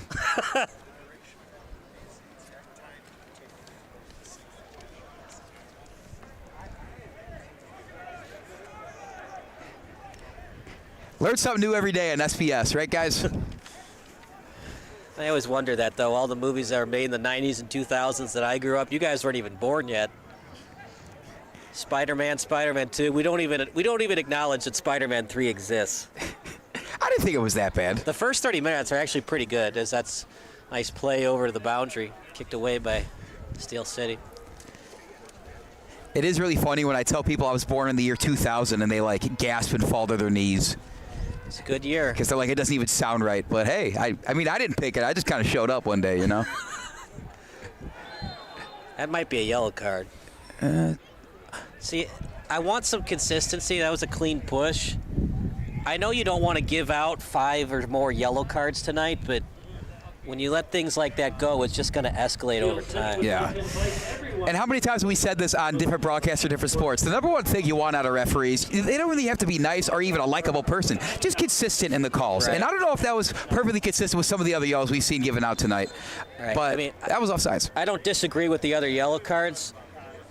You just have to keep calling them. That's why you always think in a baseball game, why aren't they calling balks? Well, if you call it one time, you have to keep calling them. Do you want to watch a baseball game of 10 balks? If you're an umpire, you could call those, but they would change the complexion of the game, even if they are the right calls. Same thing with a yellow card. We could call 8 yellow cards tonight, but they could change the complexion of the game. Then again, if you don't call a yellow card, things could get even chippier down the road. And Krushek was kind of a no man's land. I would have liked to see him cheat up or stay in his box. He was a little bit too ahead for my liking. It was a little scary with, that was number 14 for House, A.R. Smith approaching a little bit, but still got the job done there. I mean, nothing's really gotten past him so far tonight, aside from that one in the first half coming off the free kick. Either way, they are making this goalkeeper make a lot of plays. Chicago House just continuing to put it on. Steel City really not still getting it past midfield all that often. Right. I mean, you could make the argument it's really a 1-0 game, and Chicago House just made a big mistake. Jake Lysick was wide open. That's really the opportunities that Steel City's had tonight. They had 7 shots, but only 1 on goal. It travels with BRC Buick GMC in Joliet. Yeah, and bringing up those first 10 or 15 minutes where we saw Chicago House look a little bit lackluster, not really intercepting those passes, coming lazily across the middle, and all of a sudden, it's that switch flipped, the script has been flipped, and it looked like that Chicago House team over those first couple minutes, nowhere to be found. They are just outgassing and making things happen on every side of the pitch, whereas Steel City's just kind of sitting back and watching, it looks like. Well, we were wondering if things were going to change. Last year, Steel City, the defense and the goalkeeping was there, but the offense, it was tough for them. Kind of the same thing we saw from last season, being outshot again from Chicago House. It looked like maybe a different Steel City team those first 10 minutes, but after that, it's been all Chicago House. Through ball, on target, off the knee. Backwards pass, and falling to the pitch, looking for a call, but he just fell on his own accord. And back out to midfield. Tap pass. Another tap one, trying to split through the D. Chance now for Steel City. Right on target. Right-footed boot. Nope, he's going to change directions. To the left. Shot. Very wide. And just a good try that time by McConan Stampley and Jason Iniguez, but to no avail. If you're going to get that far down the pitch, partner, you got to get it on net. Yeah, a really big opportunity for Steel City squandered there. We saw a lot of times they've been not really able to push it past midfield. They get it down there. It's like a 2v2 operation with, as you said, that was Stampley and Iniguez back down there, and then just puts it, 15 feet wider than that maybe? And now it's over to the shortstop position. Now to third base. We got to do this more often, partner. We need to have some soccer matches at Wrigley Field and Gary. This is cool. Oh, he puts it in the ivy. Just practicing for the future, you know. But you'd have to have a uniform way of doing it because as here's a chance for Chicago House in the box. Still a chance and stolen away by Steel City. They'll clear it straight up the pitch. But you have to have a way of making sure that the baselines differentiate where the sideline and end line is, because it's getting way too confusing. Not that you don't like having home pitch advantages. I always wonder, like when you think of Boise State's football stadium, how tough it is for those away players to play on a blue stadium. The blue turf. And then of course Eastern Washington has the green turf. No, it's the red turf. They have the red one. Red. Yeah. The red. Somebody has like a dark green one, not like the normal green, I think. Maybe I'm imagining that. I was seeing your vision though. Either way. Right. Yeah. I know that for University of Oregon's gym, they have like the trees, like the leaves. Yeah. It's kind of cool. It's almost distracting watching it on TV, but hey, you know, when Phil Knight goes to your school, the CEO of Nike, I guess you can make those things happen. He might have a couple of dollars in the bank account to make that work. Maybe, just maybe. You get it. Out at the boundary. Lead pass. And here we go, 2-on-1. Lead pass, breakaway for Steel City. He shoots. Oh, what a beautiful save by Grady. We talked about it, Andrew. Would Steel City cheat people up to try to squeeze by with a 2-1 victory? They did that time, and they almost got burned. McConan Stampley for Steel City, that is. McConan Stampley, going at it right away. They want a foul on Grady, but Grady was going for the ball, and Stampley just fell over on Grady. That is not a foul.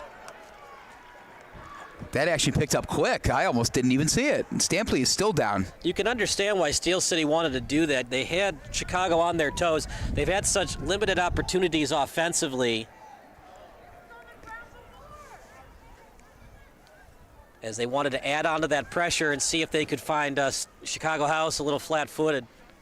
And a couple of players slow to get up. Substitutions ready to go. It'll be 35 Mark Yona from Naperville. Say that a million times. Talk about a tongue twister.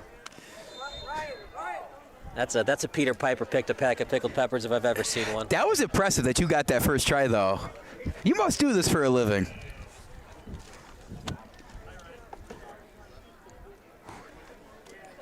What's with this weather, partner? It was 80 degrees the other day, and now I need to wear a hat and gloves? Yeah, I jokingly almost wore shorts to this match, and now I'm glad I didn't. I got my skinny jeans on or whatever. That would have been a rookie Chicago mistake. Yeah. Can you tell I'm a Chicago transplant? Isn't that obvious? Yeah, that would have been a poor choice, especially with the wind has died down a little bit, but it's definitely not a calm night out here still. You can see the flag in center field, I guess, is still blowing a good amount, and it looks like we are going to resume play now, although, is that a yellow card I just saw? On the goalie? Yeah, that I disagree with. Now I'm not too happy about the inconsistency. I mean, you saw it, Andrew. The goalie's going for the ball. He has every right to the ball.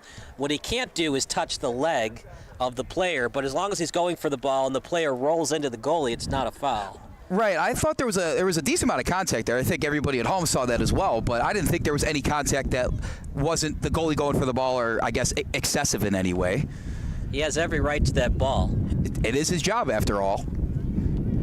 And yet he receives a yellow. That is, I believe, the 4th yellow of this match? Yeah, we'll get clarification from Dane as a substitution. There comes in Mark Yona.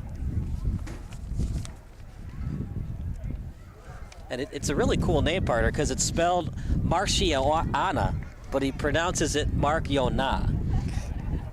Michael Marchiona, number 35. It really rolls off the tongue well, doesn't it? It's a good soccer name. Football. Good football name. I always wonder, like, how soccer came to be. It's completely opposite of saying football. You mean just like the name soccer itself? Yeah. I don't even have like a good guess for that, to be honest with you. Like sock, like you put socks on your feet. You know, I'm just gonna stop right there. Yeah, I'm just gonna stop right there. Put socks on your feet. I mean, how did American football get its name? Yeah. It's the one sport where you use your feet the least amount of times. Because every sport you use your feet. In baseball, you use your feet, but that's not football. You just kick the ball sometimes in American football, and I guess that they just extrapolated that out. You know, you see all the memes how to rename American football. Yeah. One of them was hand egg. You use your hands and it's an egg shape. That does make sense. It's going to be a throw-in awarded for Chicago. Steel City didn't like it. It looked like it went off the foot, though. It's a big call, though. A throw-in for Steel City. They're about 25 meters away from the goal. And they're going to do it again. It's a big point for either team. I think for Chicago it would hurt, though. You clearly dominated this match since the first 10 minutes of it, and to get the 1-1 draw, it would hurt. Yeah, while there are about, for the second half, there's a bit over 20 minutes left. It's still not a lot giving for either team right now, so I think it's a bit frustrating for both of these squads, but especially the Chicago House with how much pressure they've put on the Steel City defense. Let's see, we're entering the 23rd minute. Good body positioning. Okay. They're going to say it was a push by McConan Stampley. At this point, you have to lay off because the ref's calling fouls the rest of the night. To be your best, see the best. Midwest Orthopedics at Rush. Rebuilt Strength and Rehab is the #1 chiropractic clinic in the Lincoln Way area for all age groups. Whether you are a desk worker or a high-level athlete, Rebuilt Strength and Rehab has the treatment you need. Rebuilt's owner, Dr. Kyle Richmond, is Steel City's sideline doctor for all matches. And he's got the first name Kyle, so he can't be all bad. Do you know from experience? I mean, isn't everybody's second favorite South Park character Kyle Broflovsky? If he's not your top 3, then you clearly don't watch the show, so I would agree with that. Am I a terrible person for my favorite character being Eric Cartman? No, I think that means you are a very cultured man when it comes to South Park. If there's such a thing, can somebody be cultured and be a huge fan of South Park? I think so. Some others might disagree with that.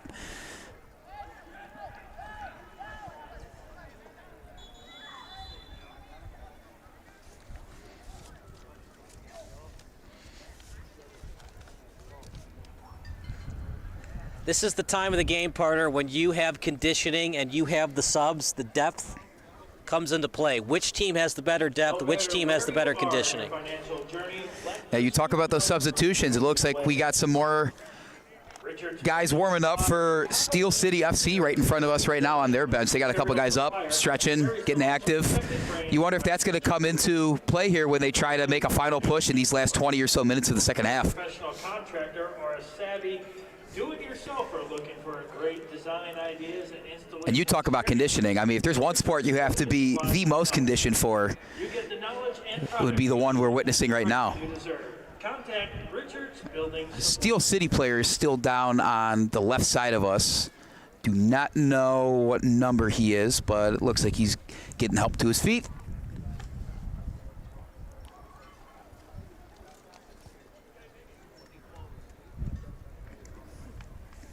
So we might be getting a substitution because of necessity after all. When James comes back, we'll have another update. It's been a tough night for James. A lot of stuff that he's had to go down to get clarifications on multiple occasions. Things you really never thought you'd see at a soccer pitch, and he's out here doing it all for us. So thank you to our field reporter, James. That was a nuts occurrence that happened. Meanwhile, it's going to be a substitution. It'll be number 14, who's not on the roster. A.R. Smith, and he still has it. A couple of over moves, and Steel City, great defense. You're reading the hips, not the feet. Yeah. Where his hips go, you go. Dancing with a lot of moves with his feet. Like you said, you watch those hips, and they came up with it. But Chicago House are going to steal it right back. They are the ones that continue to be in the driver's seat. Like I said, got to be frustrating that it's still a 1-1 game right now. Little tap pass to the touchline. And last touch by Steel City. Here we go. The pressure mounting on the goalkeeper and Ryan Krochik. He's had a very good game. There's a couple of times he's been a little out of positioning for my liking, but Steel City has only given up one goal. We thought they gave up two. They did not.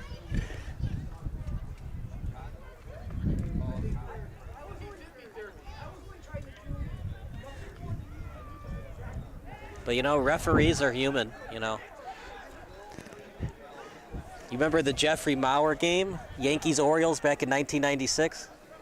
Was that the fan interference? He put his glove in play to catch the fly ball. Shocker that a blown call benefits the New York Yankees. Never seen that before, right? But you know what? The umpire made the wrong call. Bad calls are part of sports. A bad call is still a call, whether it's... Well, 50% of the people like the call. That's what makes refereeing so interesting, is that shot's blocked. You know, if Don Deckinger ever wanted to vacation to Kansas City, he would never have to buy a drink in Kansas City. In St. Louis, he might have to drive on the outskirts of the city. Yeah, make sure you're under witness protection, maybe something along those lines. But that's not the reason the Cardinals lost the 1985 World Series, but to some fans it was. And that's what makes refereeing and officiating so difficult. 50% of the people are going to like you, 50% of the people are not going to like you. That's why a lot of teams, when they're playing at home, have a bit of a more generous whistle.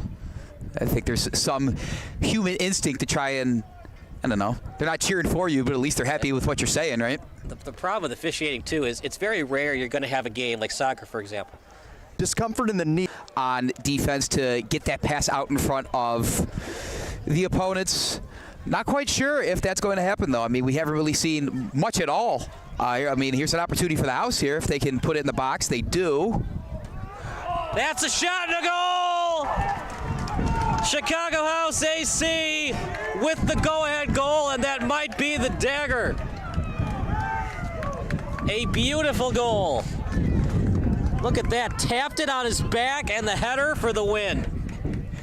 That was absolutely beautiful. A back foot tap to the header right over one of the trailing defenders for Steel City. I mean, I'm almost speechless. That was just a thing of beauty to watch in real time. Just a fantastic opportunity. You know, I was just talking about, is one of these teams going to be aggressive on the counterattack and try to get a ball in the box to do something with it? And right as I was finishing my sentence, Chicago House, finally the pressure they keep putting on Steel City has paid off. They now lead 2-1 with only about 13 minutes left to go in this second half. What a goal that was, partner. And, yeah, I mean, we talked about it.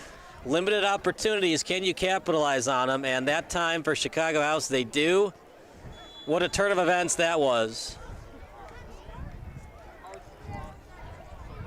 And a toughie for Steel City to swallow, but you kind of felt that was going to happen. It just didn't seem like Steel City has enough offensively on counterattacks to keep Chicago House guessing and to maintain the pressure on Chicago House's midfielders and defenders where they can't maintain their offensive pressure. Yeah, Steel City grasping to any sort of life they have left in this game. I mean, there's really nothing else you can do other than you have to keep the pressure on at all times. You really have to start taking more risks on defense, take more gambles in trying to steal balls up in the air or passing through midfield. And it looks like they're trying to do that now. But again, Chicago House still holding firm after giving up that early goal to Leipzig. They really have not shown much of a break at all. Falling to the pitch, foul, and that's close to the box. Don't go anywhere. It could be a tie score off this free kick. This is how we saw Chicago House score their first goal of the match. They had a free kick put into the box and put right into the back of the net. That was A.R. Smith that had that first half goal. And Steel City FC is going to get a chance to do it almost from the same spot in the field, just a little bit further left than Chicago House's opportunity. So Steel City with that free kick about 5 yards outside the box maybe. It's a good call, about 3 to 5 yards. Just outside that 18-yard box. That is the wrong place to commit a foul if you're Chicago House. Wonder if we're going to get 2 quick goals back-to-back to turn this into quite the high-scoring affair that none of us expected, truly. Camacho shot. Goal!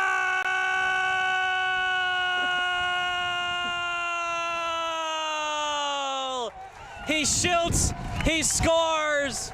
Chicago House can't believe it.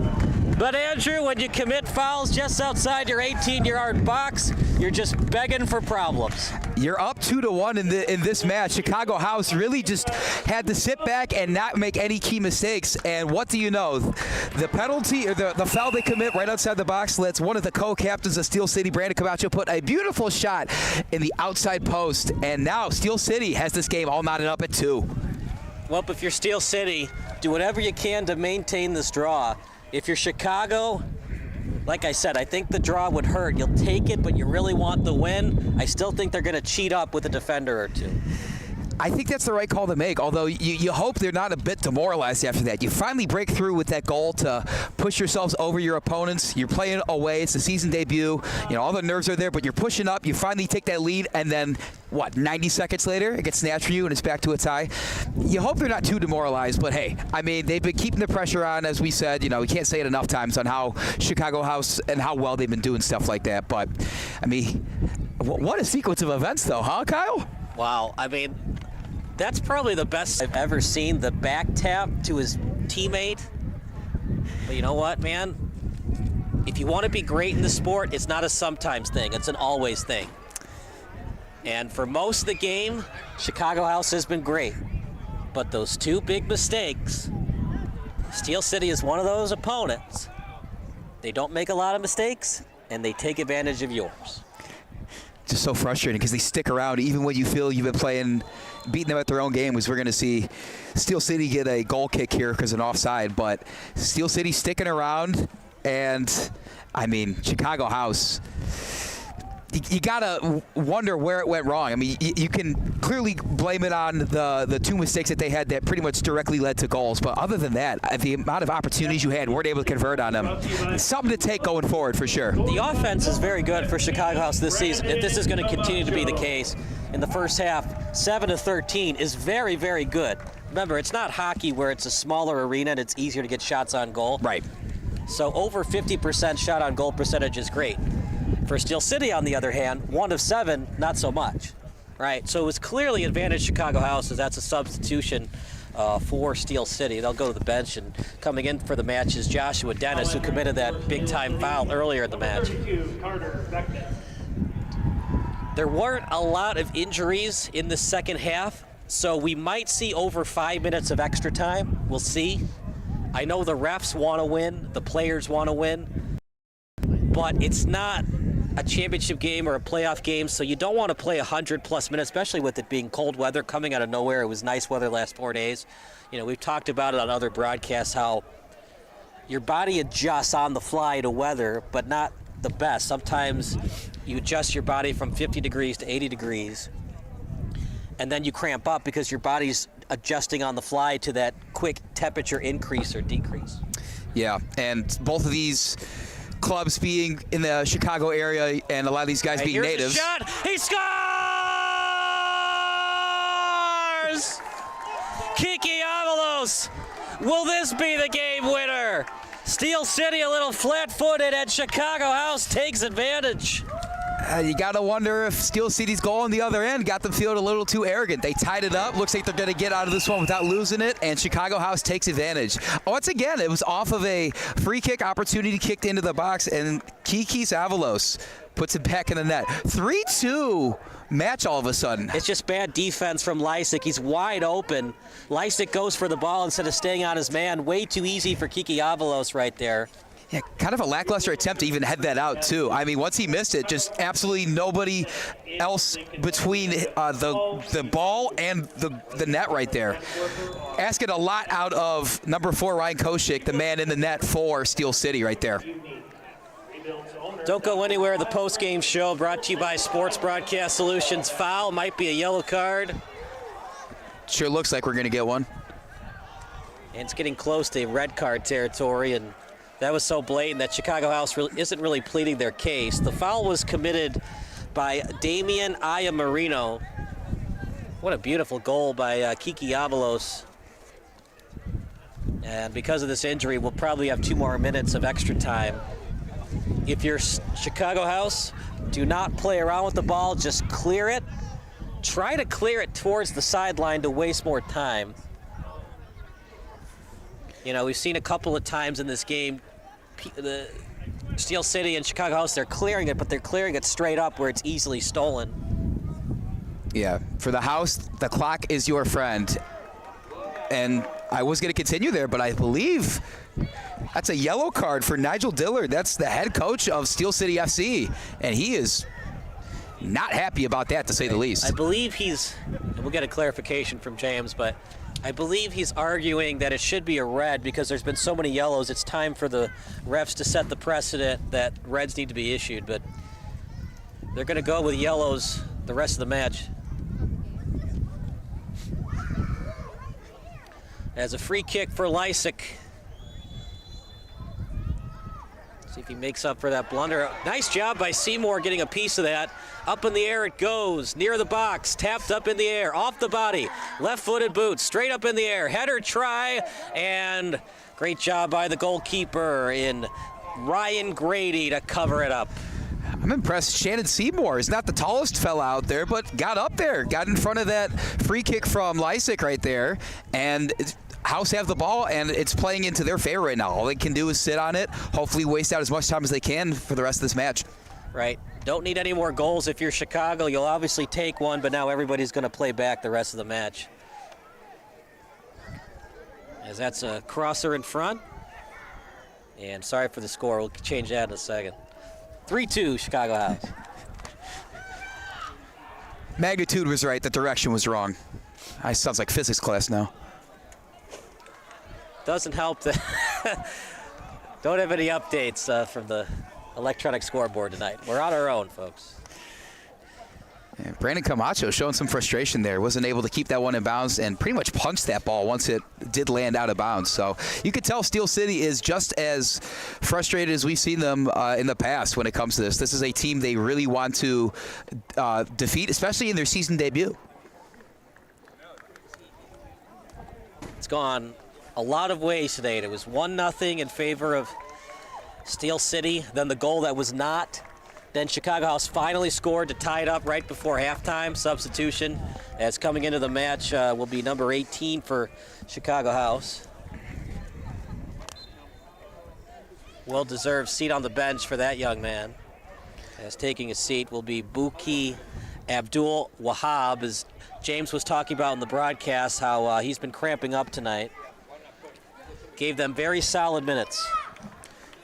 Yeah, that spot on the bench should be deserved for him. Hopefully there's a nice bottle of Gatorade or his beverage of choice down on that Chicago House bench. And the other thing I'll say, you talk about how much of a back and forth match this has been, with Steel City getting on the board first, Chicago House tying it up, then they put one in the net, Steel City responds, and then Chicago House now leading 3-2. I mean, I'm almost getting whiplash from this, partner. Yeah.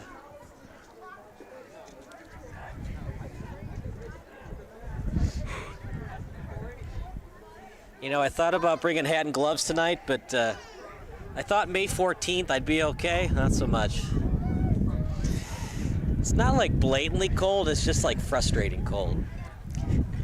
Because we're almost there, right? To the point where we don't have to worry about the weather like this anymore. We're like, we're good because it's June, but we're not quite there. And Chicago weather, if you don't like it, wait 15 minutes. Is it worse or better in Cleveland?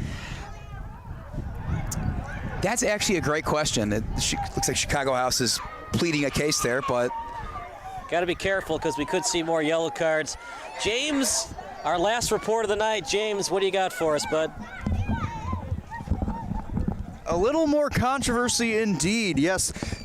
You might have seen that vicious slide tackle with no contact with the ball, just contact with the character. And Steel's head coach tried to argue that this should have been carded instead of just being a foul. Instead, he himself received a yellow card. This should have been a card instead of a foul, as it was a very vicious play, but instead it goes the other way and Steel's head coach receives a yellow card. So one more and he's out of the game. Wow, we've seen yellow cards galore. It has gotten very feisty today at Dulian Healthcare Field. No matter where you are in your financial journey, let Pursuit Wealth Group show you the way. When Steel City travels, it travels. Here's a chance for Steel City. He shoots, pass, he scores! Oh no! He was offside! A break for Chicago House. Nigel Dillard can't believe it. The pass, I don't see the offside. Let's see. It's got to be the last foot, Andrew. Pass. He's not offside. They missed that one. They missed that one. Oh boy. I am stunned right now. There is furious pleads from these fans, these players, these coaches, and the referee does not like it. We might get something here, folks. I mean, like, it's a little bit bewildering, Andrew, because they call the no offside on Jake Lysick, which is pretty blatant, but according to James, he was onside. It wasn't even close to offside. You watch it one more time, it's got to be last foot.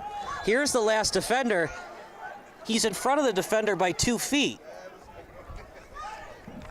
I almost don't have words right now. That seemed pretty onside to me. I thought that should have been the tying goal right here in the 45th minute of the second half. You know, we're coming up on the end of this match right here.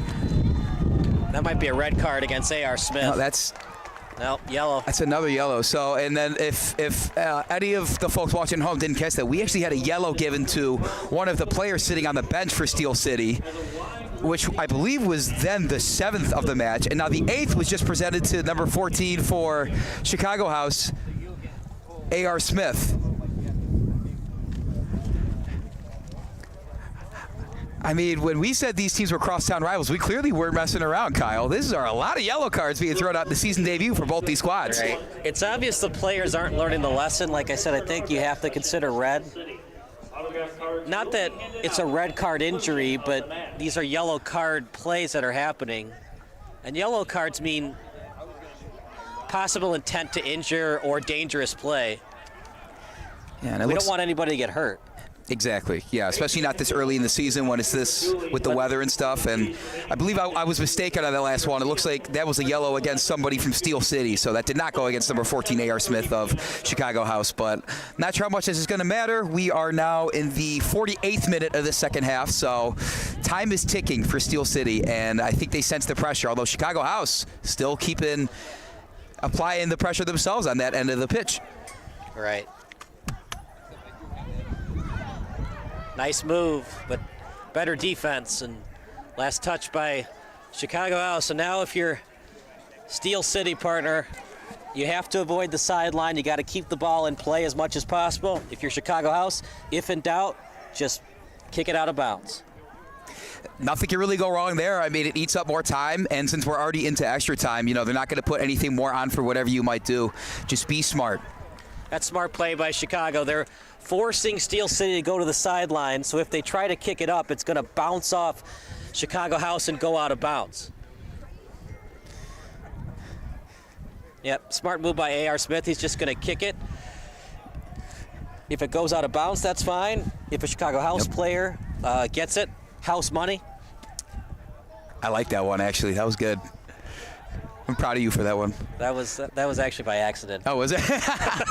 But yeah, you're absolutely right. No need to actually control the ball. I mean, if you just kick it straight up in the air, way down to the other end of the pitch, I mean, this match is going to get wrapped up probably within the next 2 or 3 minutes, I'd say. Yeah, there were an injury, so I doubt they'll go to 55 minutes of extra time. Steel City still keeping the faith, though. Going quick on these throw-ins. Header, and then kick straight up.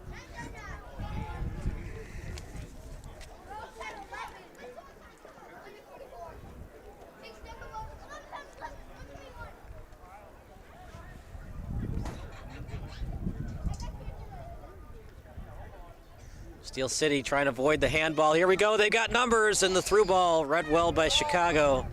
Able to get it as Alzate. Not kicked out of bounds. And getting it quickly as he rolls it over to the right. Don't go anywhere. Steel City would like to invite everybody in the field at the conclusion of the match for a picture and autograph session with Steel City. Autograph cards will be available at the conclusion of the match. Kicked out of bounds. We are now at 49-36. And this should be the last of in-play soccer action. I would imagine it's going to be a goal kick, and then maybe Steel City gets another opportunity, but one more clear after that, and that should put a bow on this and take us out of here. All right, what you want to do if you're greedy is you want to kick it to one of your teammates, and then Chicago will probably, if they can, try to kick it to the far flag out of bounds. So they'll give Steel City one more chance here. Everybody's up. Doesn't matter if you give up a goal, you lose anyways. Now goal differential is one of the tiebreakers for postseason, but that'll do it for the match. A heartbreaker for Steel City, a well-played match by Chicago. A couple of mistakes they got to work on, especially defensively. Still don't understand the offside call. That was strange, to say the least. It hurts for Steel City. They thought they were going to get the 1-point draw, and what a win for Chicago. They get the 3 points. Yeah, both clubs have a lot to take away from this match. For the Chicago House, there's a couple mistakes that led to the goals that they were giving up in both the first and second half, but their relentless attack on offense had their back the entire time. They kept the pressure on Steel City, and they came out here with a 3-2 victory on the road in their season debut. Final thoughts, partner, before we go to the post-game show? I mean, just really impressed with Chicago House top to bottom. I mean, Steel City, I thought they were going to take this one coming out. I thought they came out pretty strong. That goal by Lysick to start the game I thought was really going to set the tone. But Chicago House really not taking no for an answer, continuing to just play their own style of soccer. And, I think both teams had a lot of shining stars, but Chicago House has just shown brighter today. We're going to take a break. More soccer action post-game show coming up next here on SBS, the broadcasting network for everyone.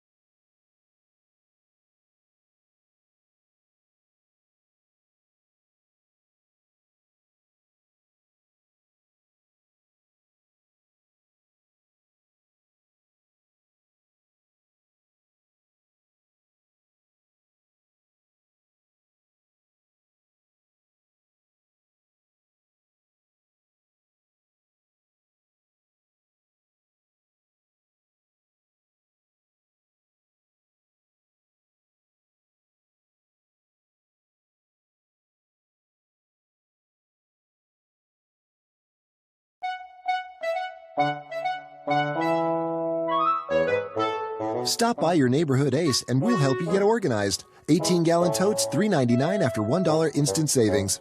Ace is the place with the helpful hardware, folks.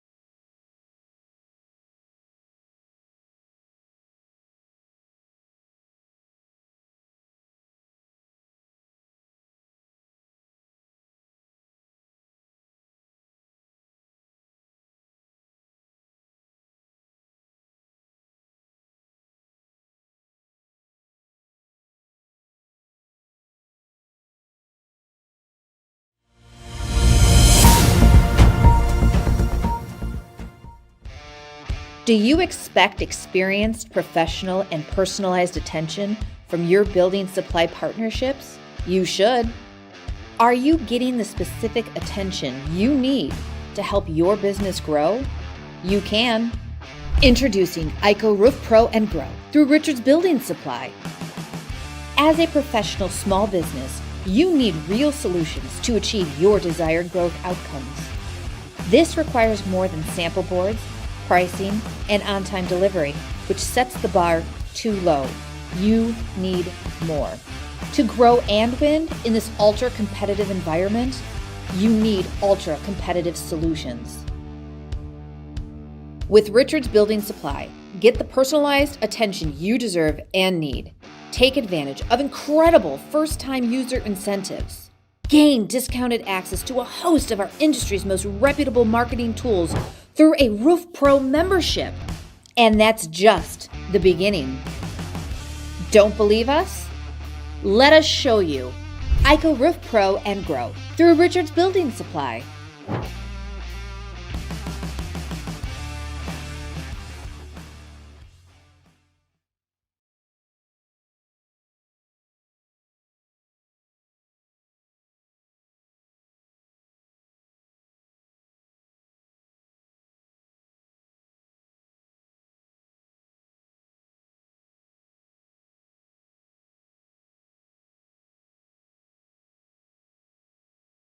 To everyone who's hungry for something special, Culver's is the place for us. Hi, what can I make fresh for you today? It's nice being greeted by people who are glad to see you.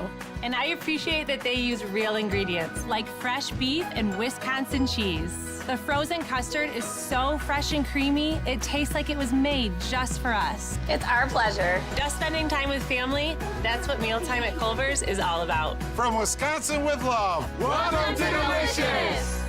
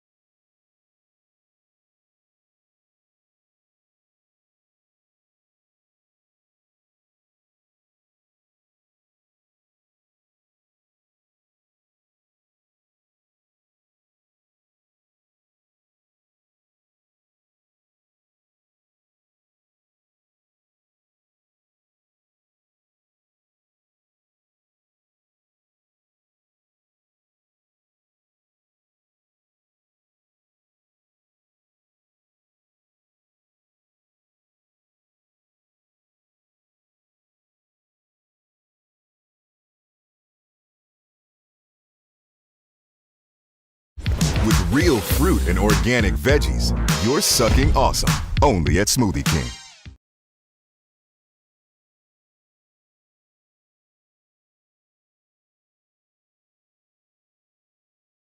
Hi guys, welcome to Crumble. Welcome to Crumble. Would you like to try our limited time carrot cake? Totally. Sure. Yeah. Awesome. Thank you. Wedding cakes have multiple tiers.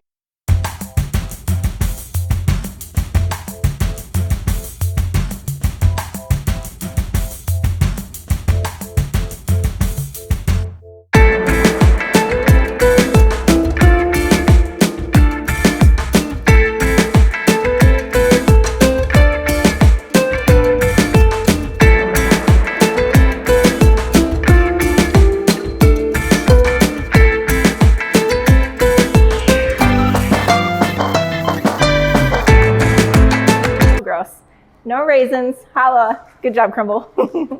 So this is only available through Saturday before Easter. Make sure you come in and get it while it's here.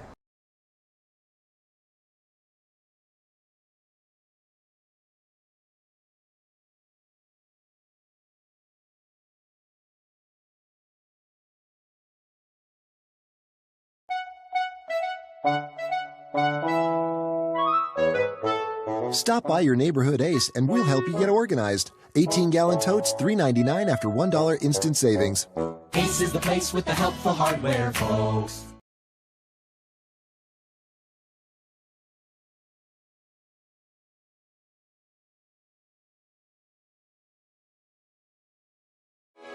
Sports Broadcast Solutions is a broadcasting network for everyone. SBS offers live telecasts on Channel 59.3, YouTube, or Twitch. We include pre- and post-game interviews with the players. You know, I started in the locker room. All the boys were getting going before the game and stuff, and we kind of found a little click at the beginning of the game, so I think that's what got us going. We also include digital live statistics, play-by-play commentary, team highlight reels, and even more than that. Go online to sportsbroadcastsolutions.com or search Sports Broadcast Solutions on YouTube. SBS, a broadcasting network for everyone.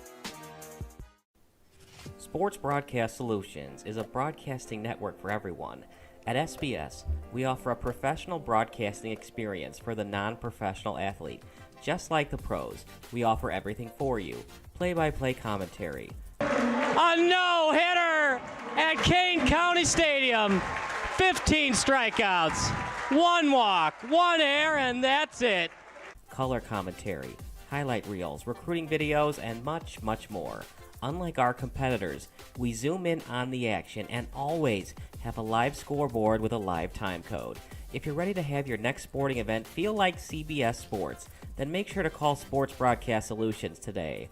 Our phone number is 330-957-7653, or you can go online to sportsbroadcastsolutions.com. SBS, a broadcasting network for everyone. Missing your child's sporting event just plain stinks. But you don't have to worry about that anymore, thanks to Sports Broadcast Solutions. SBS is a live broadcasting network, as well as covering your on-demand needs, recruiting videos, highlight reels, and much, much more. We can broadcast live to any website, and we also post as much on-demand content as you need. For more information about SBS, check out our website at sportsbroadcastsolutions.com. Sports Broadcast Solutions, a broadcasting network for everyone. Sports Broadcast Solutions is a broadcasting network for everyone.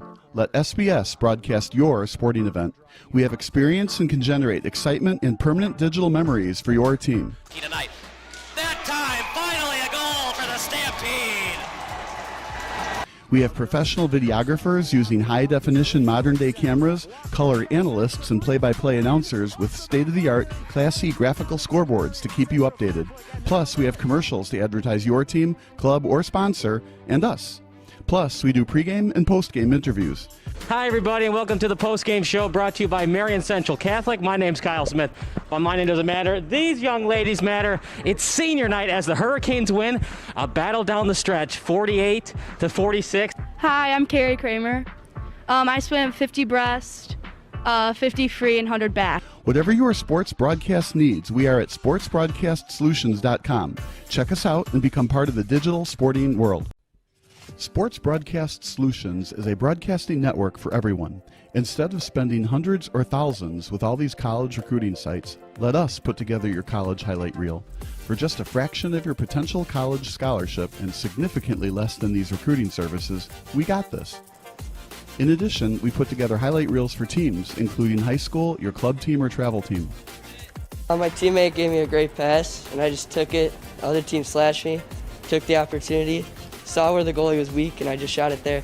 Solon, O'Connor, and Marsh back on defense, and Marsh gets a blowout. We got a breakaway at 2-0. A shot, and a goal! So 3-3. The power play was officially over. Whatever your sports broadcast needs, check us out at sportsbroadcastsolutions.com. Check us out and become part of the digital world. Sports Broadcast Solutions is a broadcasting network for everyone. For those of you who would like to broadcast or live stream your event, or maybe make a highlight tape but would like a sponsor to fund the event, SBS has a myriad of ways to advertise your sponsor during our broadcasts. We have commercials. We have on-air reads by the announcers. Albatross Physical Therapy and Wellness specializes in pain-free. We have graphics, and we have watermarks. Finally, Sports Broadcast Solutions can create a commercial for you or your sponsor. Whatever your sports broadcast needs, we are at sportsbroadcastsolutions.com. Check us out and become part of the digital sporting world. Sports Broadcast Solutions is a broadcasting network for everyone. For those of you that just want raw footage of your sporting event, but no play-by-play or color commentary, you just need us to live stream video from the event over the internet. We will live stream your event on YouTube on our Sports Broadcast Solutions channel. In addition, we also have a dedicated channel on YouTube for live streaming at SBS Livestream. And if you need multiple channels, we can utilize Facebook Livestream and Instagram Live on our channel as well. Options include commercials from your sponsors, professional scoreboard graphics are still available, and of course, yes, pre- and post-game interviews are available as an option if you want. We've been working really hard this whole summer and stuff. Whatever your sports broadcast needs, we are at sportsbroadcastsolutions.com. Check us out and become part of the digital sporting world. Sports Broadcast Solutions is a broadcasting network for everyone. We broadcast sporting events for people of all ages, including adult leagues, high school leagues, and kids. Complete with professional-looking graphics, broadcasters, color analysis, and commercials. We do pre- and post-game interviews with the players. In addition, Sports Broadcast Solutions does highlight films, including college recruiting reels, highlight films you'd see on sports news programs, and just simply highlight films for fun. Sports Broadcast Solutions also provides raw footage and live streams if you'd like. Subscribe to us and listen to our professional talk videos about relevant topics in the pro and college ranks. Whatever your sports broadcast needs, contact us at sportsbroadcastsolutions.com and become part of the digital world. This is Sports Broadcast Solutions, a broadcasting network for everyone. Check us out at sportsbroadcastsolutions.com and become part of the digital sporting world.